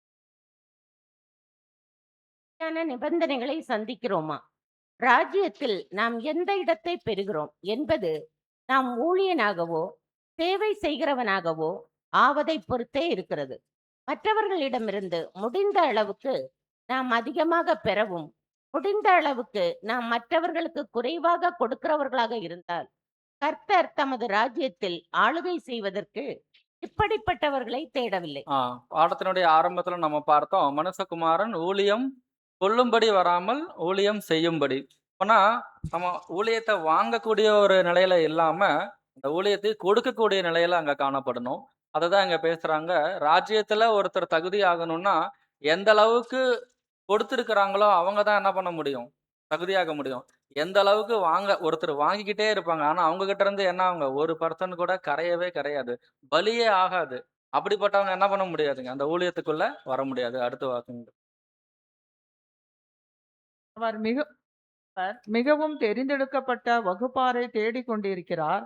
இந்த வகுப்பினர் அனைவரும் ஊழியர்களாக சேவை செய்வதில் சந்தோஷப்படுகிறவர்களாக, சகோதரர்களுக்கான ஊழியத்தில் தங்களது திறமைக்கு சந்தர்ப்பத்திற்கும் தக்கவாறு தமது ஜீவனை கொடுப்பதை பெரிய சலுகையாக கருதுகிறவர்களாக இருப்பார்கள்.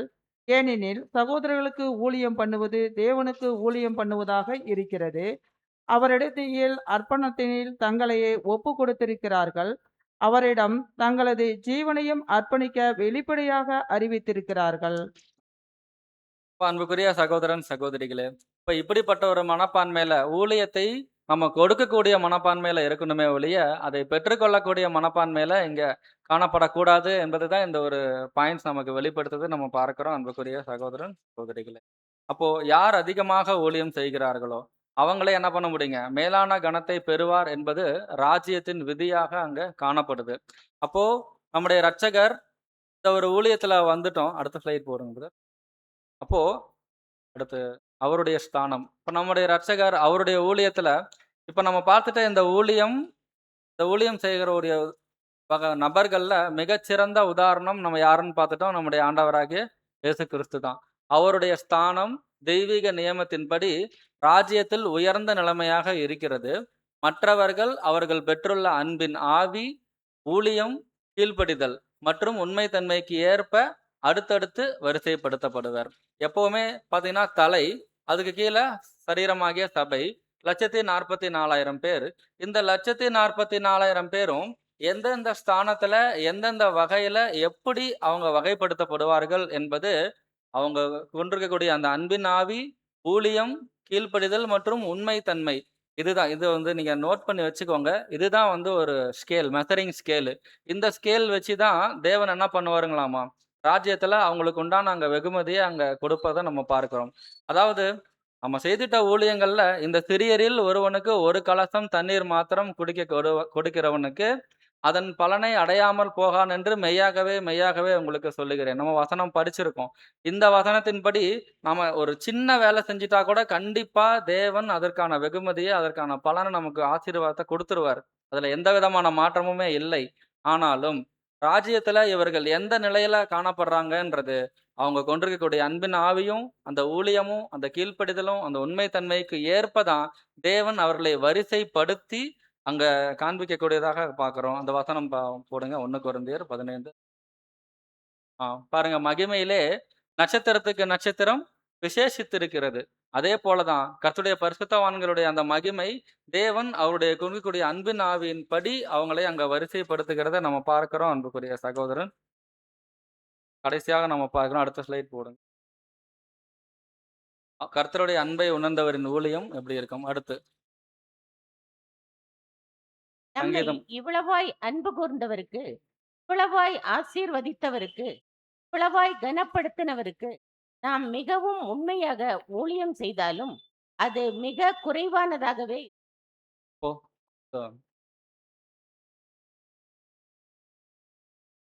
ஒவ்வொரு நாளும் தொடங்கும் போது இன்று கர்த்தருடைய காரியத்திற்காக நான் என்ன ஊழியம் செய்ய முடியும், என்ன தியாகம் செய்ய முடியும் என்று நம்மையே கேட்டுக்கொள்ள வேண்டும்.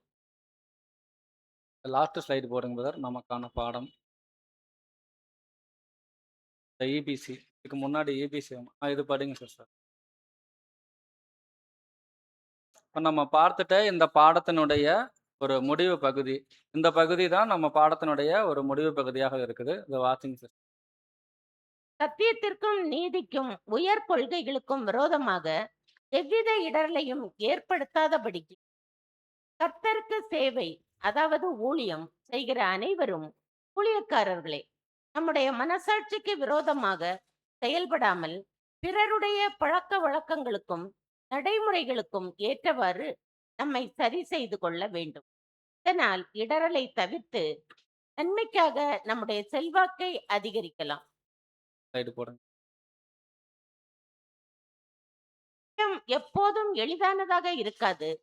துன்பம், சோதனை, கஷ்டம், எதிர்ப்பு ஆகியவற்றின் நடுவிலும் உண்மையாக தொடர்ந்து சேவை செய்வது உண்மையான ஊழியத்தின் அடையாளமாகும். 2. ஊழியம் என்பது அன்பும், அர்ப்பணிப்பும், சேவையும், சத்தியம் மற்றும் தியாக மனப்பான்மை கொண்டதாகும். 3. தேவனுக்காகவும், சத்தியத்திற்காகவும், சகோதரர்களுக்காகவும், தேவை உள்ளவர்களுக்காகவும் கிறிஸ்துவை போல தியாகத்துடன் சேவை செய்தல் ஆகும். 4. கிறிஸ்தவ ஊழியம் என்பது ஒரு பதவி அல்ல, அது ஒரு பரிசுத்தமான பொறுப்பு, அதாவது கடமை. 5. ஒவ்வொருவரும் தேவனால் பெற்ற வரத்தையும் வாய்ப்பையும் பயன்படுத்தி அன்புடனும் தாழ்மையுடனும் சத்தியத்திற்காக ஊழியம் செய்ய வேண்டும். 1 பேதுரு 4:10 அவனவன் பெற்ற வரத்தின்படியே ஒருவருக்கொருவர் ஊழியம் செய்யுங்கள். 6. நாம் எவ்வளவு பெரிய ஊழியம் செய்தோம் என்பது முக்கியமல்ல, நாம் எவ்வளவு அன்புடனும் உண்மையுடனும் கர்த்தருக்கு ஊழியம் செய்தோம் என்பதே முக்கியம். ஆமா, அன்புக்குரிய சகோதரன் சகோதரிகளே, இப்போ நம்ம பாடத்தினுடைய ஆரம்ப பகுதியில பார்த்துட்டோம். இந்த ஒரு ஊழியம் குற்றப்படாதபடிக்கு எவ்விதத்தினாலும் இடரல் உண்டாக்காமல் எங்களை தேவ ஊழியர்களாக விளங்க பண்ணுகிறோம். இப்போ நம்ம செய்துக்கிட்ட ஊழியம் இந்த ஒரு நாம் கேட்ட இந்த பாடத்தின் அடிப்படையில் அங்கே காணப்பட வேண்டும். நாம் செய்யக்கூடிய ஊழியமானது எந்த விதத்திலையுமே நமக்கோ அல்லது மற்றவர்களுக்கோ தேவனுக்கோ தேவனை மகிமைப்படுத்தக்கூடியதாகவும் மற்றவர்களுடைய ஊழியங்களை அது மற்றவங்களுக்கு நன்மை பயக்கக்கூடியதாகவும் தான் காணப்படுமே ஒழிய, எந்த சூழ்நிலையிலையும் நமக்கான சுய பிரயோஜனத்தை நம்ம தேடும்போது அது மற்றவர்களுக்கு இடரல் உண்டாக்காத வண்ணம் நம்ம என்ன பண்ணணுங்களோ அங்கே கொண்டு வரணும். ஒருவேளை சுயநலம் நமக்குள்ள வந்துருச்சு அப்படின்னா இப்படிப்பட்ட ஒரு மனப்பான்மையானது அங்கே காணப்படாது. அவன் அன்புக்குரிய சகோதரர்களே, இவ்வளோ நேரம் நீங்கள் பொறுமையாக கேட்டீங்க, அதுக்காக நன்றி. ஆனாலும் நான் ஒரு மன்னிப்பு கேட்டுக்கிறேன். என்னன்னா, இந்த ஊழியம் குறித்ததான தேடலில் இப்போ நம்ம பார்த்த இந்த பாயிண்ட்ஸ் மட்டுமே கிடையாதுங்க. இந்த ஊழியம்ல இன்னும் அநேக காரியங்கள் இருக்கு. இது எல்லாத்தையும் நம்ம ரொம்ப ஷார்ட் அவுட் பண்ணி பகுத்து தொகுத்து தான் இந்த ஒரு காரியங்கள் கொடுத்துருக்குது. இந்த ஒரு சத்தியத்துல நம்ம பார்த்துட்ட எல்லா ரீப்ரின்ஸுமே ஒரு குறிப்பிட்ட பகுதி தான். அந்த ரீப்ரின்ஸ்ல இருக்கக்கூடிய எல்லா சத்தியங்களையும் நீங்க ஆராயும் போது இன்னும் அதிகமான வெளிச்சம் நமக்கு அங்க கிடைக்கும்.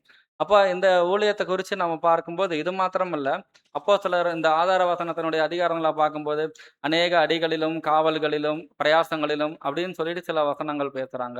இப்ப எல்லா ஊழியங்களிலேயும் நாங்க என்ன பண்றோங்களாம், நாங்க யாருக்கும் இடரல் உண்டாக்காதபடிக்கு நம்ம பார்த்துட்டோம் இல்லைங்களா, அந்த அனுபவங்களின் வாயிலாக நம்முடைய இருதயம் மோசமான குணலட்சணத்துக்குள்ளேயும் போகாம தேவன் கொடுத்த ஆசீர்வாதங்களுக்கு நம்ம ஒரு பெருமை மேட்டுமைன்ற ஒரு காரியத்துக்குள்ளேயும் போகாம ஒரு நடுநிலையான ஒரு நியூட்ரலான ஒரு மனநிலையோடு இந்த ஊழியத்தை நம்ம யாருக்கும் இடரல் உண்டாக்காத வண்ணம் செய்வது தான் தேவனுக்கு உகந்த ஊழியமாக அங்க காணப்படுது. அன்புக்குரிய சகோதரன் சகோதரிகளே, பொறுமையோடு கேட்ட உங்கள் யாவரையும் நாம் கேட்ட இந்த சத்திய வார்த்தையின்படி தேவன் தாமே நம்மை வழிநடத்துவாராக.